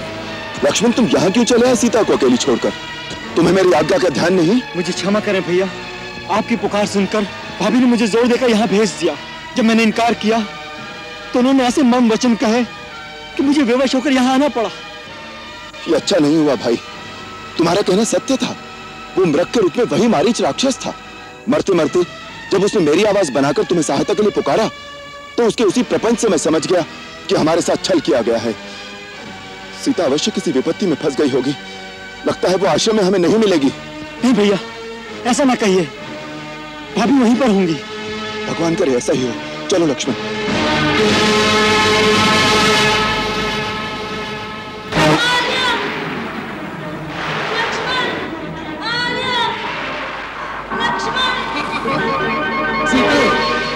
मेरी बेटी, सीते में आ रहा हूँ। कोई बचाओ, लक्ष्मण, कोई बचाओ, बचाओ। रुको, रुको रावण, रुको। सीते, सीते में आ रहा हूँ, सीते। महात्मा जटायु, इस पापी रावण से मेरी रक्षा कीजिए। यदि आप नहीं लड़ सकते तो वन में जाके आर्यपुत्र, रघुवीर और भैया लक्ष्मण को मेरी सूचना दीजिए। जाइए, जल्दी जाइए, मेरी सहायता कीजिए। तुम चिंता न करो पुत्री, मेरे जीते जी ये तुम्हें नहीं ले जा सकता। रावण, तुम तो बड़े वीर और पराक्रमी कहलाते हो। एक निस्सहाय स्त्री को इस प्रकार चोरों की भांति उठाने का निंदित कर्म तुम्हें शोभा नहीं देता। तुम विजय कुमारी को छोड़ दो। ये धर्मपरायण और पतिव्रता स्त्री है। इसका बलपूर्वक अपहरण करने से तुम निश्चित ही विनाश को प्राप्त करोगे। बूढ़े जटायु, रावण को शिक्षा देने आए हो? जाओ किसी पेड़ पर बैठकर आराम करो, मेरे रास्ते में मत आओ, कहीं मुझे क्रोध न आ जाए। पापी, मैं बूढ़ा अवश्य हूँ, परंतु अब भी तुम जैसे अभिमानियों का मान भंग कर सकता हूँ। सीता मेरी पुत्र वधू समान है, मैं अपने प्राण देकर भी इसकी रक्षा करूंगा। आज तू मेरे पंजों से मारा जाएगा।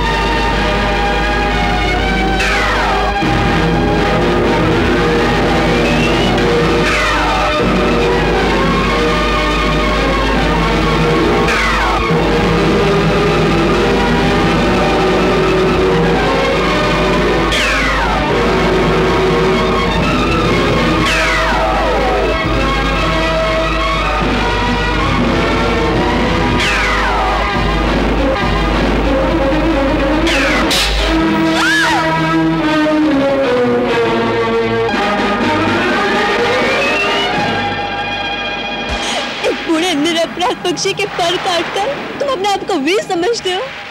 तुम्हें लज्जा आनी चाहिए।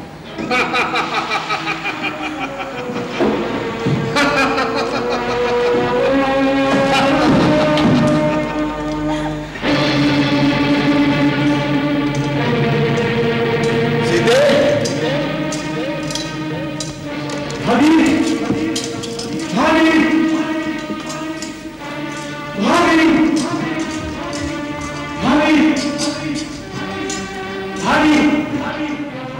लक्ष्मण, सीता अंदर नहीं है। हो सकता है मेरी किनारे पर गई हूँ, परंतु वो अकेली तो कभी नहीं जाती थी। हो सकता है उद्यान में फूल चुनने गई हूँ। ठीक है, तुम नदी पर देखो, मैं उद्यान में देखता हूँ।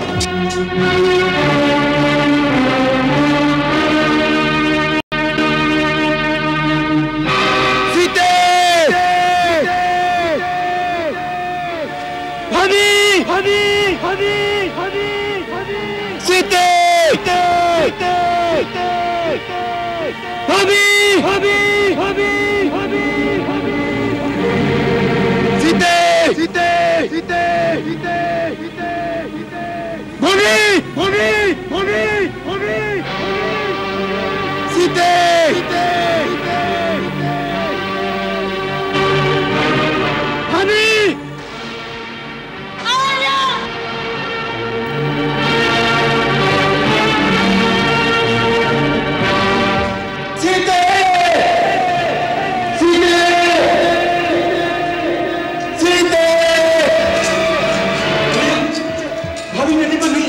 मैं जानता था लक्ष्मण, कुछ अनहोनी हो गई है।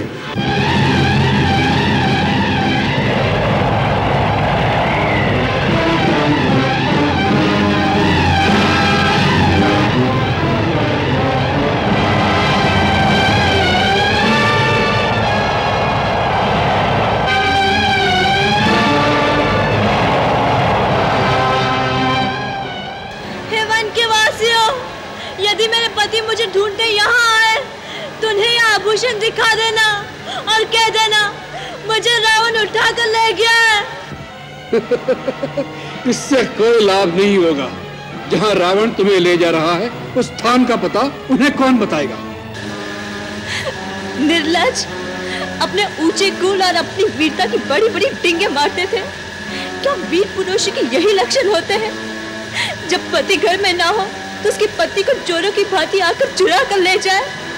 एक अकेली स्त्री पर आक्रमण करना ही तुम्हारी शूरवीरता है। मेरे स्वामी तुम्हारी तरह काला भीरू नहीं। तुम मुझे आकाश पाताल कहीं पे भी छुपा लो, मेरे स्वामी मेरी सहायता के लिए अवश्य आएंगे। मेरे राक्षसों के सिवा किसी को आज तक ये भी पता नहीं कि लंका है कहाँ। वहां पहुंचने से पहले तेरा पति रास्ते में भटक भटक कर मर जाएगा। जिस प्रकार एक सांप की आंखें अंधेरे में भी दिखाई देती है, उसी प्रकार पापी का पाप छुपाने से नहीं छिपता। वृक्षों के पत्ते, पर्वतों के पत्थर और वायु की लहरें, प्रकृति का कण कण मेरे रघुवर को तुम्हारे पाप मार्ग का पता बताएगी। और जहाँ सीता होगी उसके स्वामी अवश्य वहां पहुंचेंगे, इसका मुझे पूरा विश्वास है। सीते! भाभी! सीते!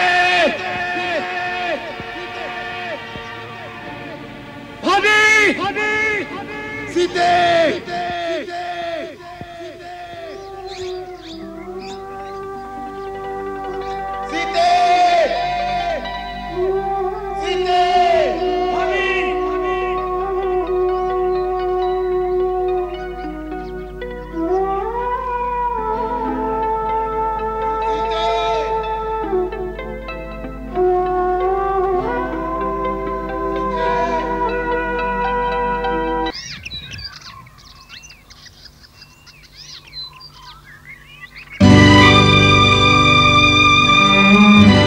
ये क्या है लक्ष्मण? राम राम राम राम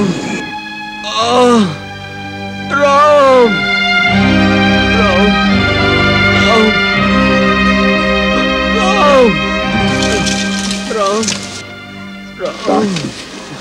राम राम।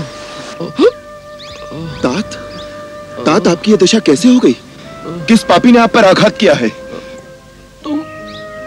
तुम आ गए राम। मैं तुम्हारी ही प्रतीक्षा में प्राणों को रोके हुए था राम। मैं तुम्हें सीता का पता बताना चाहता था। सीता? सीता का पता? कहाँ है सीता? वो उसे ले गया है। सीता को ले गया? आपने सीता को देखा है? पुत्र, मैं बहुत लज्जित हूं कि सीता को उसके हाथों से छुड़ा ना सका राम। आप किसके हाथों से उसे नहीं छुड़ा सके? कौन ले गया है उसे?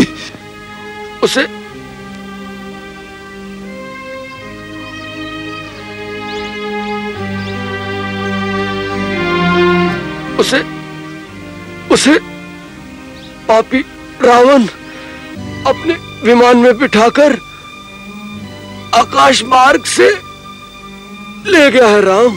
आकाश मार्ग से? हाँ। हाँ। रावण? हाँ। हाँ। राक्षसों का राजा रावण उसे उठाकर ले गया है। वो बेचारी चारों ओर सहायता के लिए पुकार रही थी।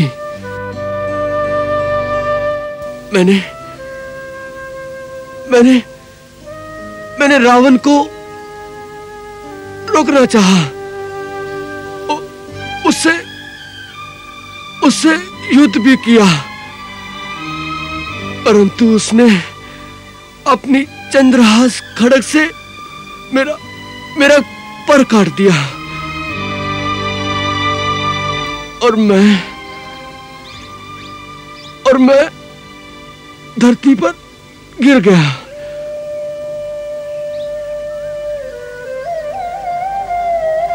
तात, वो उसे किस ओर ले गया है? दक्षिण दिशा की ओर। दक्षिण दिशा की ओर? उसका कुछ पता बताइए ना। मैं नहीं जानता वो कहाँ गया है। सीता, मेरी पुत्री बहुत दुखी थी। राम, वत्स, शीघ्र ही उसे इस विपत्ति से मुक्त करो। अपनी स्त्री की रक्षा करना हर पति का प्रथम कर्तव्य होता है। राम। तात, आप निश्चय रखिए, जिस ओर भी वो पापी गया है उसे मेरे हाथों से कोई नहीं बचा सकेगा। धरती, आकाश, पाताल, वो जहां भी छुपा होगा मैं उसका पता लगाकर वहीं उसकी चिता बना दूंगा। अब उसे मेरे बाणों से स्वयं ब्रह्मा भी नहीं बचा सकेंगे। तुम्हारा संकल्प सफल हो राम। अब मैं जाता हूं अपने मित्र दशरथ के पास। मुझे आज्ञा दो राम। हे महात्मा, आपने मेरे लिए अपने प्राणों का बलिदान किया है। मैं तीनों लोक में आपका ऋणी रहूंगा। आपने पुत्रवधू की भांति सीता की रक्षा की है।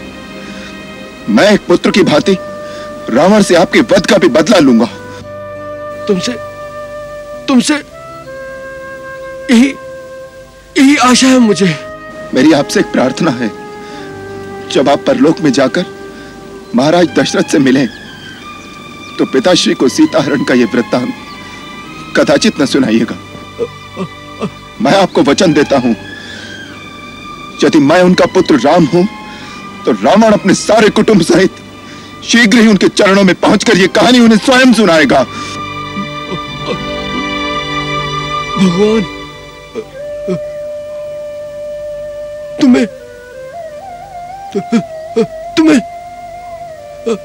तुम्हें विजयी करेंगे पुत्र।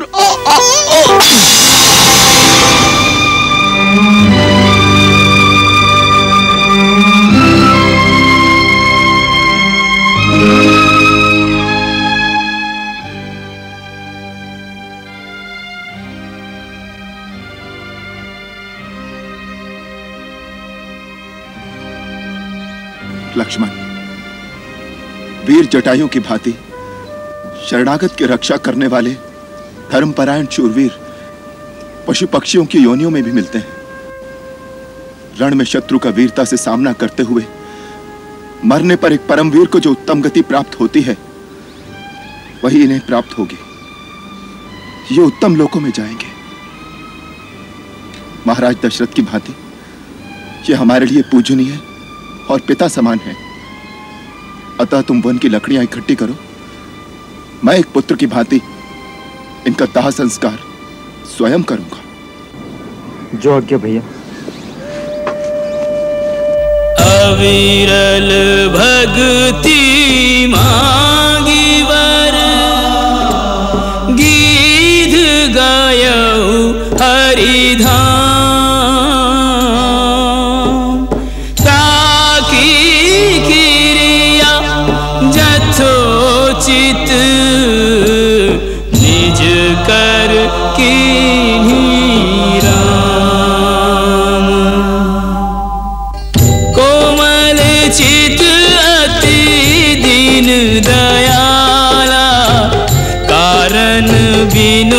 रघुनाथ कृपाला। कारण बिन रघुनाथ कृपाला। गिध अधम खग आमिष भोगी, गति दीन्ही जो जाचत जोगी। गति दीन्ही जो जाचत जोगी।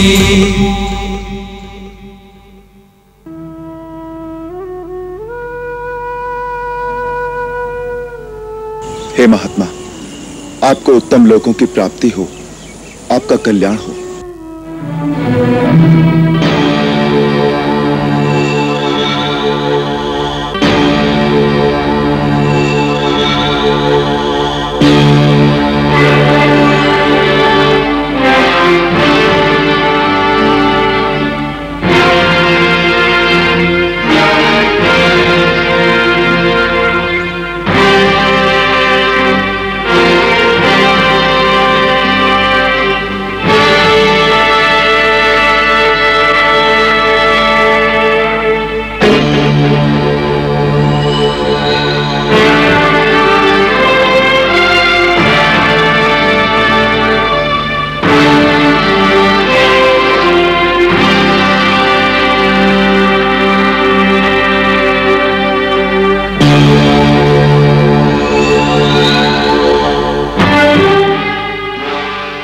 इसने कुछ खाया पिया या नहीं?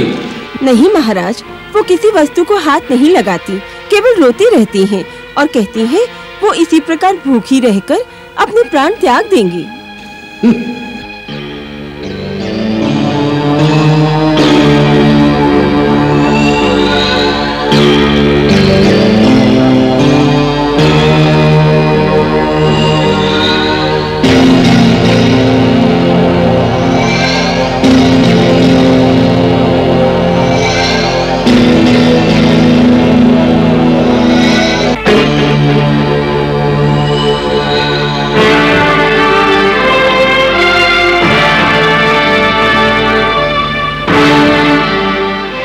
सुना है तुम मरना चाहती हो, परंतु तुम्हारे प्राण लेने के लिए यमदूत तो क्या, स्वयं यमराज भी हमारी आज्ञा के बिना यहां नहीं आ सकते। तुम तभी मरोगी जब लंकेश्वर चाहेंगे। सुंदरी, तुमने अभी तक रावण की शक्तियों को नहीं पहचाना। जिन शक्तियों पर तुम घमंड कर रहे हो, वो शक्तियां तेरे पाप कर्मों के कारण कलंकित और भ्रष्ट हो चुकी है। न केवल शक्तियां, वरन उन शक्तियों का वरदान देने वाले ब्रह्मा और शिव को भी तेरे पापों ने कलंकित कर दिया है। याद रखो, जब शक्ति भ्रष्ट हो जाए और उसके देवता कलंकित, तो शक्ति में बल नहीं रहता। सत्य अकेला हो तो भी भ्रष्ट शक्तियों की अपार सेना उसके सामने पराजित हो जाती है। तूने आज तक केवल देवताओं को परास्त किया है। एक पवित्र पतिव्रता नारी की सत्य बल से तेरा सामना नहीं हुआ। अहंकारी मूर्ख, तूने पाप वृत्ति से एक बार अपने पापी हाथों से मेरा अंग स्पर्श किया है। इतना ही दोष तेरे नाश के लिए पर्याप्त है। मेरे शूरवीर और धर्मपरायण पति के विषैले बाण निश्चय ही तेरा समूल नाश कर देंगे। अपने राज्य से निकाले हुए, दर दर भटकते हुए उस वनवासी भिक्षुक की आशा करना छोड़ दे। एक अनजान बालिका की भांति एक भिखारी का सपना मत देख, जो कभी सच नहीं होगा। सपना देखो तो लंका की साम्राज्ञी बनने का, जिसके साकार होने में केवल तुम्हारे हाँ कहने की देर है। तीनों लोकों की सुंदरियां अपने हृदय में यही सपना संजोए बैठी रहती हैं, परंतु तुम कितनी भाग्यशाली हो सीता कि स्वयं त्रिलोक विजयी रावण तुम्हारे सामने प्रेम की भिक्षा मांगने खड़ा है। जो शीश तीनों लोकों में कभी किसी के आगे नहीं झुकता, वह शीश तुम्हारे चरणों में झुका हुआ है। तुम्हारे केवल हाँ कहने मात्र से तुम इस अपार वैभव, असंख्य राक्षसी सेना, लंका की देव दुर्लभ संपत्ति और स्वयं लंकेश्वर रावण के हृदय की स्वामिनी हो जाओगी। वैभव, शक्ति, संपत्ति के मोह में आकर जो स्त्री अपना पतिव्रत धर्म भूल जाए, उससे अधम और कोई नहीं हो सकता। मेरे लिए वो मेरे बनवासी वीर ही तीनों लोकों की संपत्ति से अधिक मूल्यवान है। उस महान पुरुष सिंह के सामने तुम मुझे एक कायर तुच्छ श्रृंगार लेते हो, जो चोरों की भांति आकर एक असहाय अबला को छल से उठा ले गए। धिक्कार है तुम पर, तुम्हारे ऐश्वर्य और वैभव पर, तुम्हें जन्म देने वाली माता पर, तुम्हारे पूर्वजों पर, तुम्हारे कुल पर धिक्कार है। एक बार नहीं 1000 बार धिक्कार है। इतना घमंड अपने पतिव्रत धर्म का, हम इस घमंड को आज इसी क्षण तोड़ देंगे। तुम्हारे सौंदर्य ने अपने काम बाणों से हमें विदीर्ण कर दिया था, इसलिए सच्चे प्रेमी की भांति हम तुम्हारे पास प्रेम की भिक्षा मांग रहे थे, परंतु तुम उस सादर के योग्य नहीं। लंका में लंकापति की इच्छा यदि कोई स्वेच्छा से पूरी नहीं करता, तो लंकापति स्वयं अपने बल से अपनी इच्छा पूरी करना जानता है। आज तुम्हें हम लंकापति की पत्नी बनने का सौभाग्य अवश्य प्रदान करेंगे। उठो, चलो हमारे साथ। सावधान पापी, इस प्राचीर को पार करने का साहस न करना।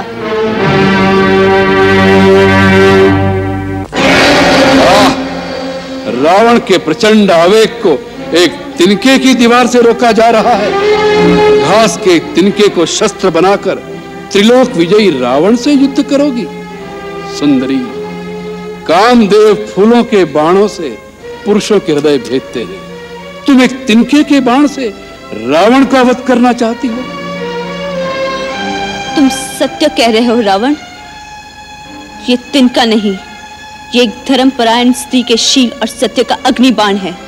ये सीता के सतीत्व की अभेद्य दीवार है। एक सती और पर पुरुष के बीच एक तिनके की ओंठ भी बहुत होती है। यदि मैंने मन, वचन, कर्म से अपने पति से अनन्य प्रेम किया है, तो हे नारी धर्म की मूर्तिमान देवी माता अनसुया, उस तिनके को पार करते ही ये पापी भस्म हो जाए। कितना सुंदर नाटक है। सीता, ये बच्चों वाला नाटक छोड़ो और स्वयं उठकर हमारे साथ चलो, अन्यथा तुम्हारे बाल पकड़कर हम तुम्हें घसीटते हुए ले जाएंगे। चलो। सावधान रावण, नल कुबेर के श्राप को याद करो।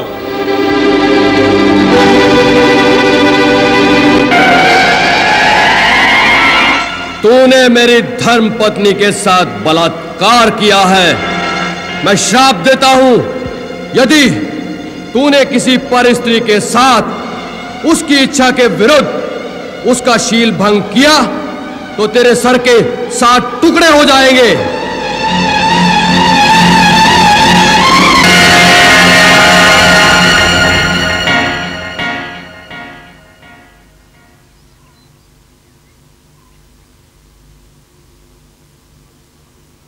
सीते, हम तुमसे इतना प्रेम करते हैं कि हम तुम पर हाथ नहीं उठा सकते। फिर जिसे लंका की साम्राज्ञी बनाना है, उसे अपने दास दासियों के सामने अपमानित नहीं कर सकता। आज नहीं तो कल तुम्हें हमारी बात माननी ही पड़ेगी। इसलिए आज हम तुम्हें छोड़ देते हैं और 1 वर्ष की अवधि देते हैं। स्वयं प्रसन्नता से हमारे अंतपुर में आ जाना, अन्यथा हमारे रसोइये सवेरे का कलेवा तैयार करने तुम्हारे शरीर के टुकड़े टुकड़े कर डालेंगे। तुम लोग सावधानी से सीता की रक्षा करना। कोई भी पुरुष या स्त्री हमारी आज्ञा बिना सीता से मिलने न पाए। इन्हें मोती, माणिक, स्वर्ण, वस्त्र, आभूषण, जिस वस्तु की इच्छा हो वह तुरंत दी जाए। यह हमारी खुली आज्ञा है। सीता तुम्हारी भावी महारानी है, अतः जो कोई भी जानबूझकर या अनजाने में विदेह कुमारी से अप्रिय वचन कहेगा, तो हम समझेंगे उससे अपने प्राण प्यारे नहीं है।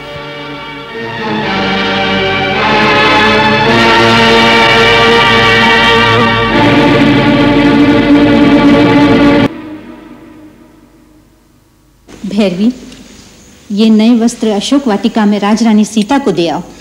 सीता के लिए आप उसे अपने नए वस्त्र भेंट करेंगी? हाँ भैरवी, वो बेचारी जब से आई है वही वस्त्र पहने हुए हैं। उनके वस्त्र मैले हुए होंगे। वो एक बड़े साम्राज्य की राजरानी है, उन्हें उनके योग्य सम्मान मिलना चाहिए। परंतु महारानी जी, आपको उस पर इतनी दया दिखाने की क्या आवश्यकता है? महाराज जिस प्रकार उस पर मोहित हो रहे हैं, उससे तो लगता है कि एक दिन वो आपकी सौत बन जाएगी। वो मेरी सौत बनेंगी या नहीं, इसकी मुझे चिंता नहीं। इस समय वो लंका के राजमहल में है, अकेली है और एक स्त्री है, इसलिए मुझे उन्हें एक विशेष अतिथि का मान देना चाहिए। एक सभ्य गृहिणी का यही कर्तव्य है कि घर में आई हुई स्त्री की आवश्यकताओं का ध्यान रखे। परंतु महारानी जी, अधिक तर्क करने की आवश्यकता नहीं। जाओ, उन्हें ये वस्त्र मेरी ओर से भेंट करो और उन्हें ये भी आश्वासन देना कि यदि उन्हें और किसी वस्तु की आवश्यकता हो तो बिना किसी भी संकोच के मुझे संदेशा भेज सकती हैं। जाओ।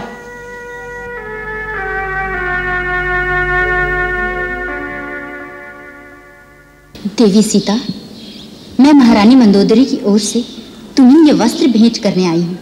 इन्हें धारण करो। उन्होंने ये भी कहा है कि एक स्त्री होने के नाते उन्हें अपना मित्र समझो और जिस वस्तु की भी आवश्यकता हो निसंकोच कह भेजो। वो हर प्रकार से आपका आतिथ्य करेंगी। इस आतिथ्य के लिए महारानी मंदोदरी को मेरा धन्यवाद कहना, परंतु ये वस्त्र वापस ले जाओ। मुझे इसकी आवश्यकता नहीं है। आवश्यकता तो होगी, आपके पुराने वस्त्र मलिन हो चुके हैं। नहीं, ये माता अनुसुईया के दिए हुए दिव्य वस्त्र हैं। ये कभी मलिन नहीं होते, और यदि हो भी जाए तो भी मेरे पति तपस्वी भेष में रहते हैं और मेरा इन राजसी वस्त्र को धारण करना स्त्री धर्म के अनुकूल नहीं। धन्य है आप। मेरी ओर से इतनी बात और अपनी महारानी से कहना कि मुझे उनके अनिष्ट की कामना नहीं, इसलिए उनके हित में यही है कि वे अपने पति को समझा बुझाकर किसी प्रकार मुझे अपने स्वामी के पास भेज दे। संभव है कि दयालु रघुवर उन्हें क्षमा भी कर दे, अन्यथा मेरे वीर पति और देवर के पैने बाणों से लंका का सर्वनाश निश्चित है। धन्य है वो आर्य कन्या। उनकी बात सुनकर मुझे डर लगने लगा है भैरवी। ऐसी एकनिष्ठ पतिव्रता पर हाथ डालकर महाराज ने घोर पाप किया है। उन्हें मैं कैसे समझाऊं कि एक सती स्त्री पर अत्याचार करने का बस एक ही परिणाम हो सकता है, समूल विनाश। हे कैलाशनाथ, मेरे पति की रक्षा कीजिए, उन्हें सद्बुद्धि दीजिए। महाराज की जय हो। महाराज आ गए।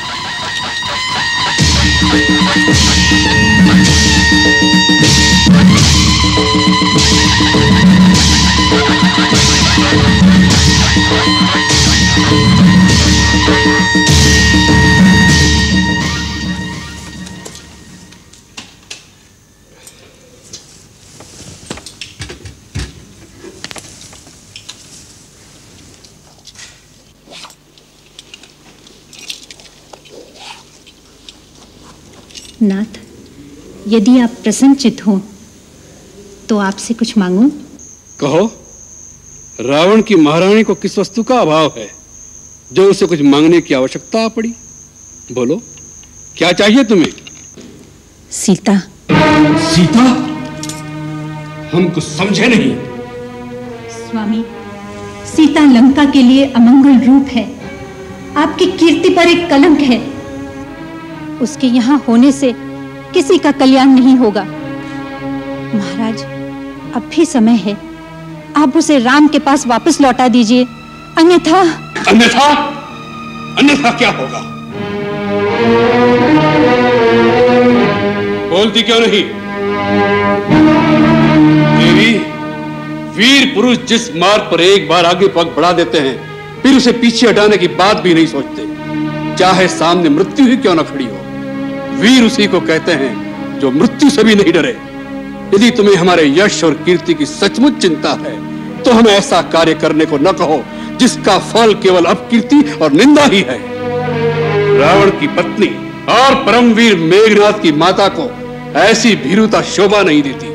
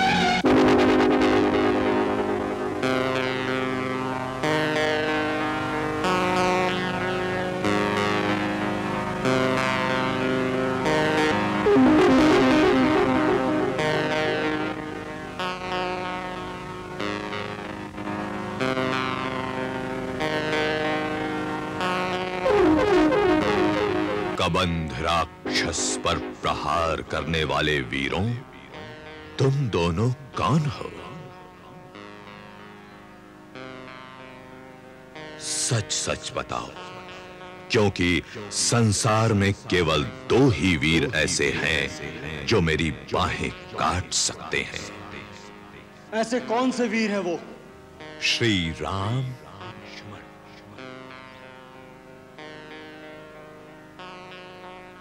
तुम राक्षस होकर राम और लक्ष्मण को कैसे जानते हो? मैं वास्तव में राक्षस नहीं हूं। मैं दनु नाम का गंधर्व हूं।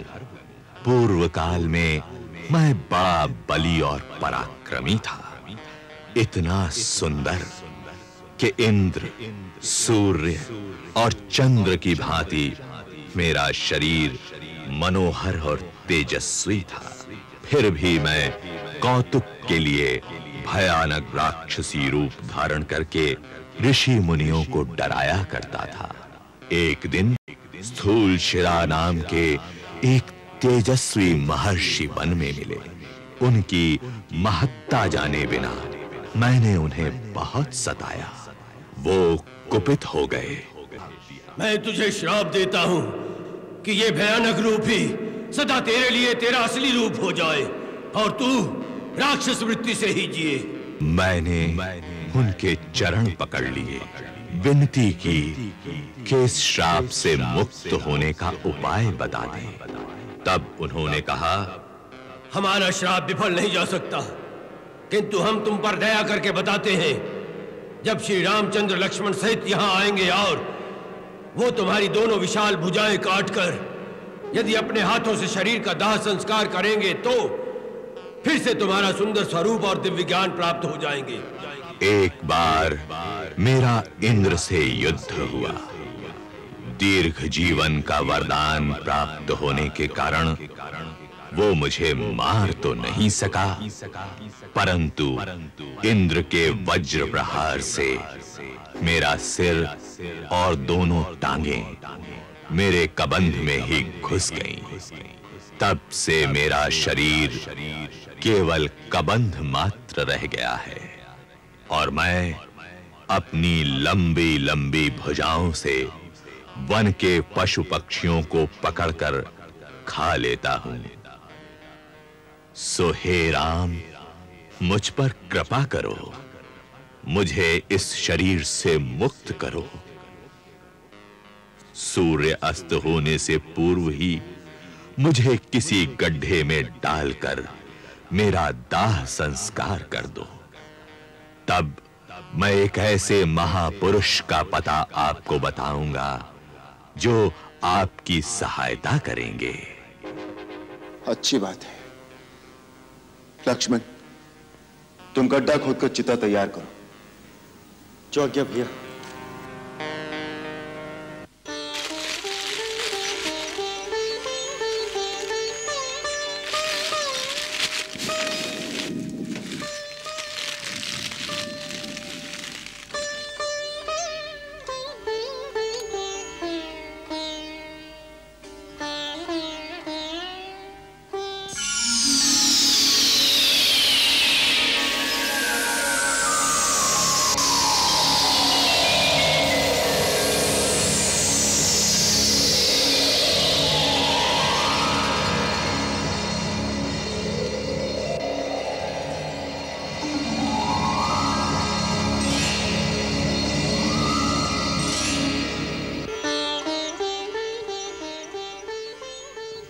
हे राघवेंद्र, आप धन्य हैं।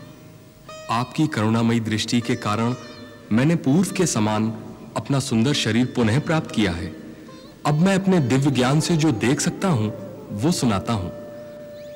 रावण देवताओं के कोषाध्यक्ष महागंधर्व कुबेर का छोटा भाई है। पुलत्स्य ब्रह्म का पौत्र और ऋषि विशर्वा का पुत्र है। ब्रह्मा से वर पाकर वह दिग्विजयी हो गया है।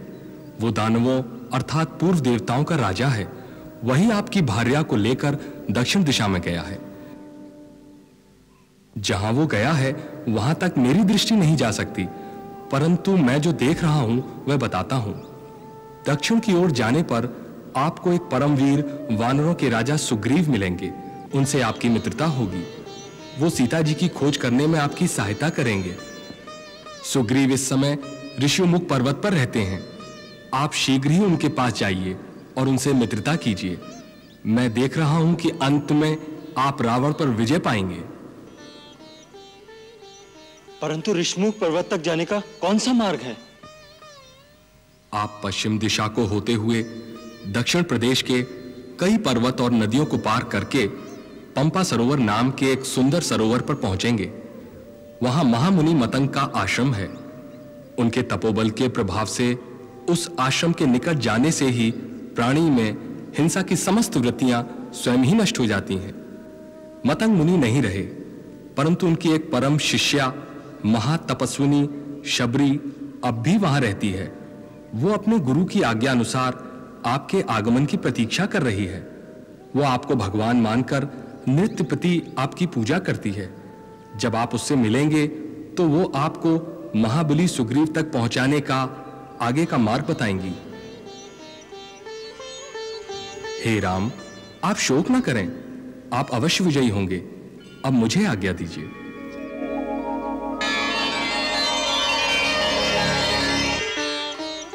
महात्मा, आपको अपना अभीष्ट लोक प्राप्त हो।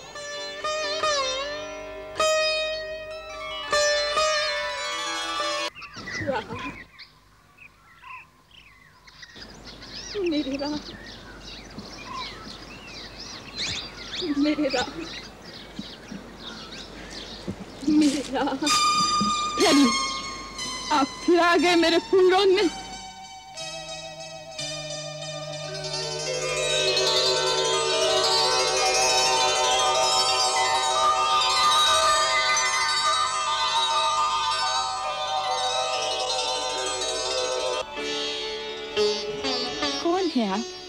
हम माता शबरी के पास जाना चाहते हैं। आप कृपया हमें इनकी कुटिया तक पहुंचा देंगी?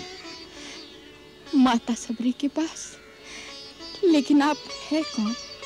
मैं राम और ये मेरा छोटा भाई लक्ष्मण।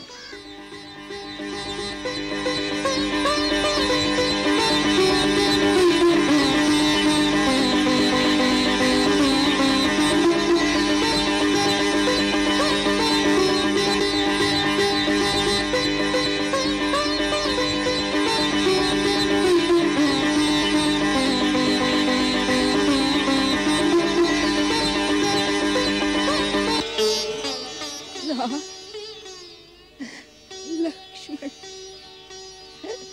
आप आ गए प्रभु, आप आ गए शबरी की कुटिया में।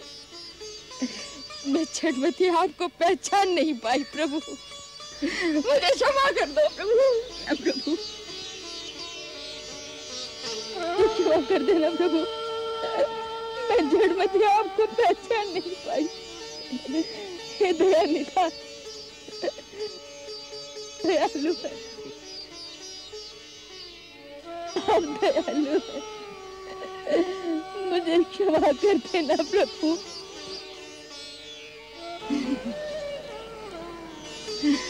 मेरे प्रभु, आइए, आइए मेरे प्रभु, आइए।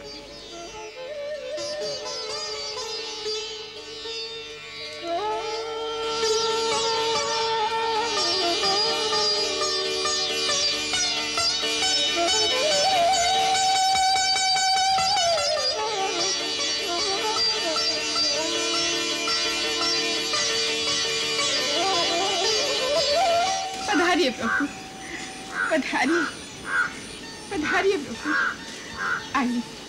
आपके चरण कमलों के उन्हों से आज मेरी कुटिया पवित्र हो गई। विराजिए, विराजिए मेरे प्रभु, विराजिए, विराजिए, विराजिए, विराजिए मेरे राम। मैं आपके चरण पखारती हूँ।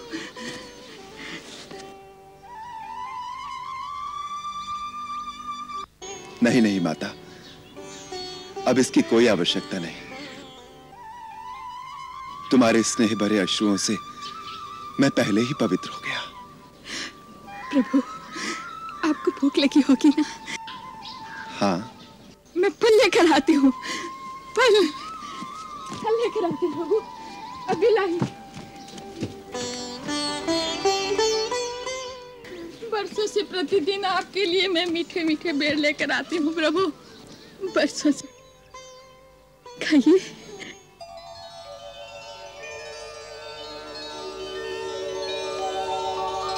खाइए प्रभु, बहुत मीठे हैं, मैंने चक-चक कर रखे हैं।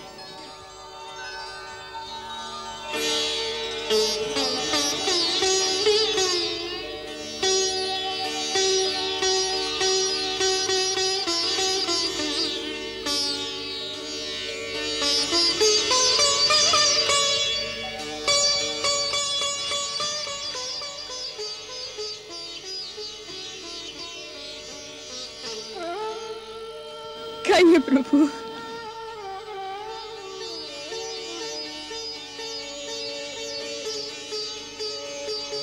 लक्ष्मण, खाओ।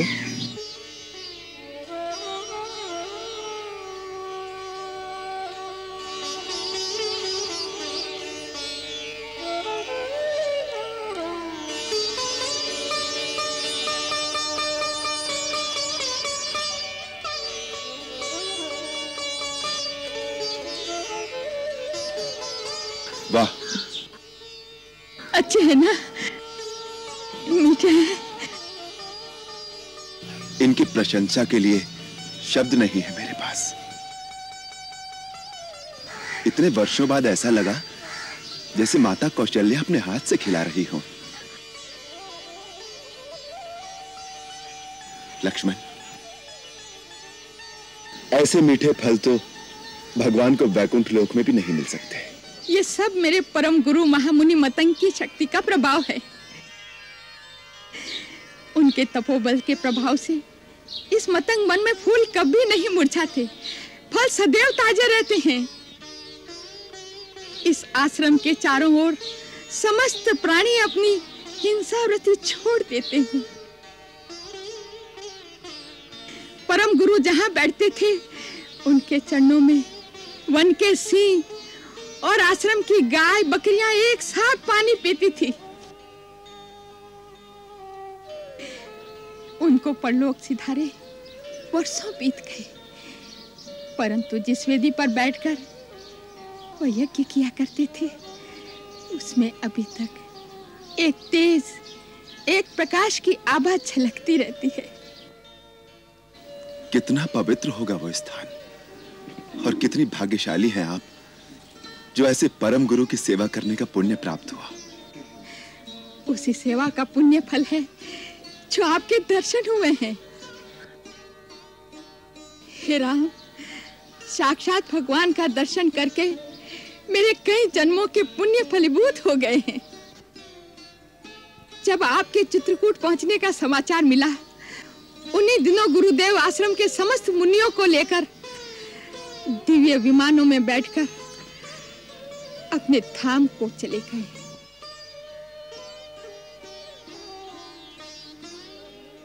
मुझ में भक्ति भाव की प्रधानता देखकर उन्होंने विशेष कृपा के कारण मुझे इसी कुटिया में रहने का आदेश देकर कहा कि एक दिन श्री राम लक्ष्मण के साथ इस आश्रम में आकर तुम्हारे अतिथि बनेंगे। उनके दर्शन मात्र से तुम अपनी भक्ति का चरम फल प्राप्त करोगी। इसके पश्चात तुम हमारे पास आ जाना। उन्हें हमारे आने का ज्ञान था? हाँ प्रभु, उन्होंने कहा था कि श्री राम अपनी भार्या की खोज में यहाँ आएंगे। तुम उन्हें महाबली सुग्रीव तक पहुंचाने का मार्ग बताकर कहना कि वह सुग्रीव से मित्रता करके रावण पर अवश्य विजय पाएंगे और सीता सहित आनंद पूर्वक अयोध्या जाएंगे। ये भावी निश्चित है प्रभु। आपसे धनु नाम के गंधर्व ने जो कुछ कहा है, मैं उसका समर्थन करती हूँ। आपने ये समाचार सुनाकर जैसे अपने परम गुरु का आशीर्वाद मुझ तक पहुंचा दिया है। अब कृपा करके ये बताइए कि हम महाबली सुग्रीव तक कैसे पहुंचे? आप अनजान की बातें पूछते हैं प्रभु, तो बताती हूँ। यहाँ से आगे जाने पर आपको पंपासुर नाम का एक सुंदर सरोवर मिलेगा। उसके दक्षिण तट की ओर ऋष्यमुख और मल्याद्रि नाम के 2 पर्वत शिखर दिखाई देंगे। सुग्रीव अपने 4 मंत्रियों सहित वहीं रहते हैं, जिनमें हनुमान नाम का आपका एक चिरपरिचित भक्त भी है प्रभु। उनके सहयोग से सुग्रीव से भेंट होने पर आपके द्वारा सुग्रीव का एक अभिष्ट कार्य भी पूर्ण होगा। आपके इस आश्वासन को मैं आपका आशीर्वाद मानता हूं माता। अब यदि आप हम पर कृपा करें तो आपके परम पूजनीय गुरु जहां पर तपस्या करते रहे हैं उस पवित्र स्थान के भी दर्शन करा दें तो हमारा जीवन धन्य हो जाए। अवश्य आप वो स्थान देखेंगे प्रभु। मेरे गुरु का स्थान देखने योग्य है। आइए, वो स्थान दर्शन करने योग्य है। पधारिए प्रभु, पधारिए, आइए।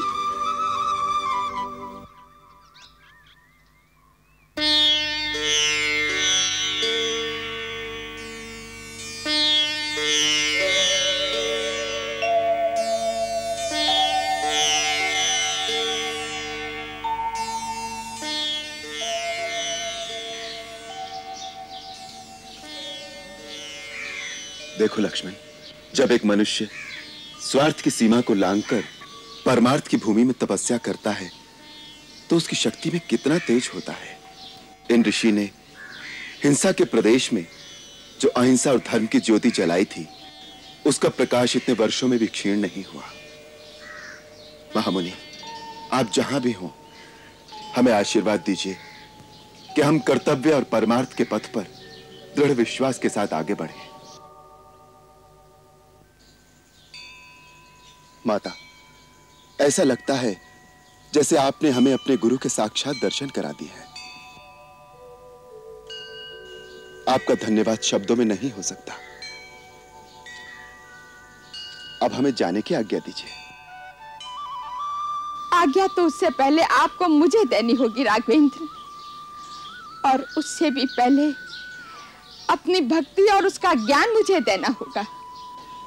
माता, मैं तो केवल इतना ही जानता हूं कि भगवान के निकट जाति पाति, ज्ञान, धर्म, कुल, गुण और चतुराई का कोई मोल नहीं होता।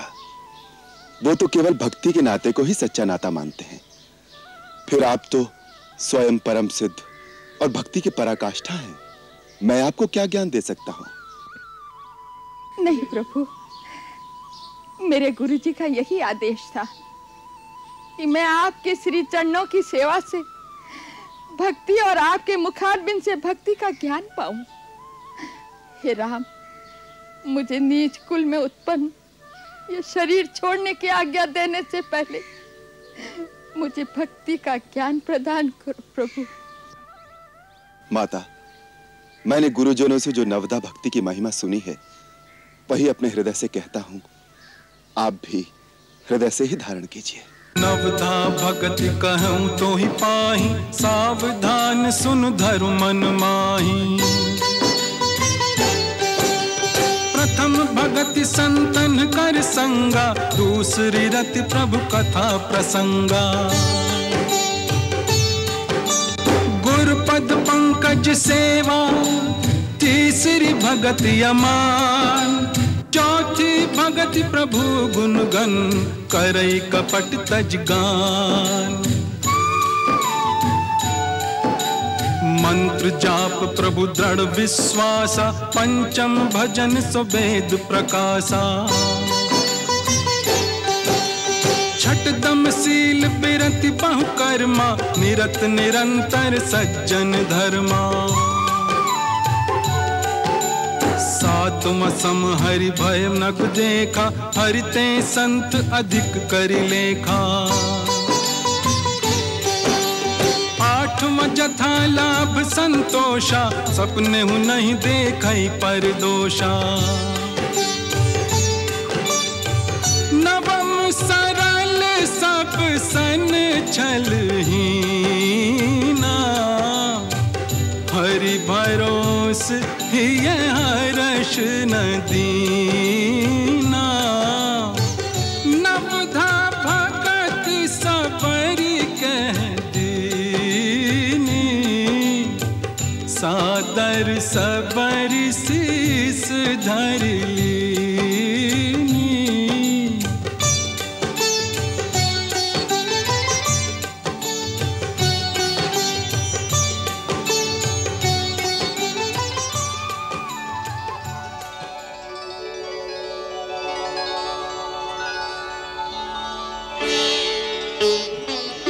दयाल, आपने दीन जानकर जो इस सेविका पर कृपा की है वह सदा बनाए रखना।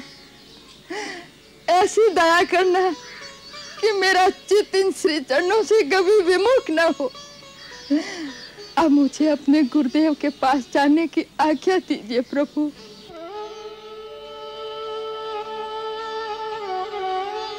गुरुदेव के पास जाने की आज्ञा दीजिए प्रभु।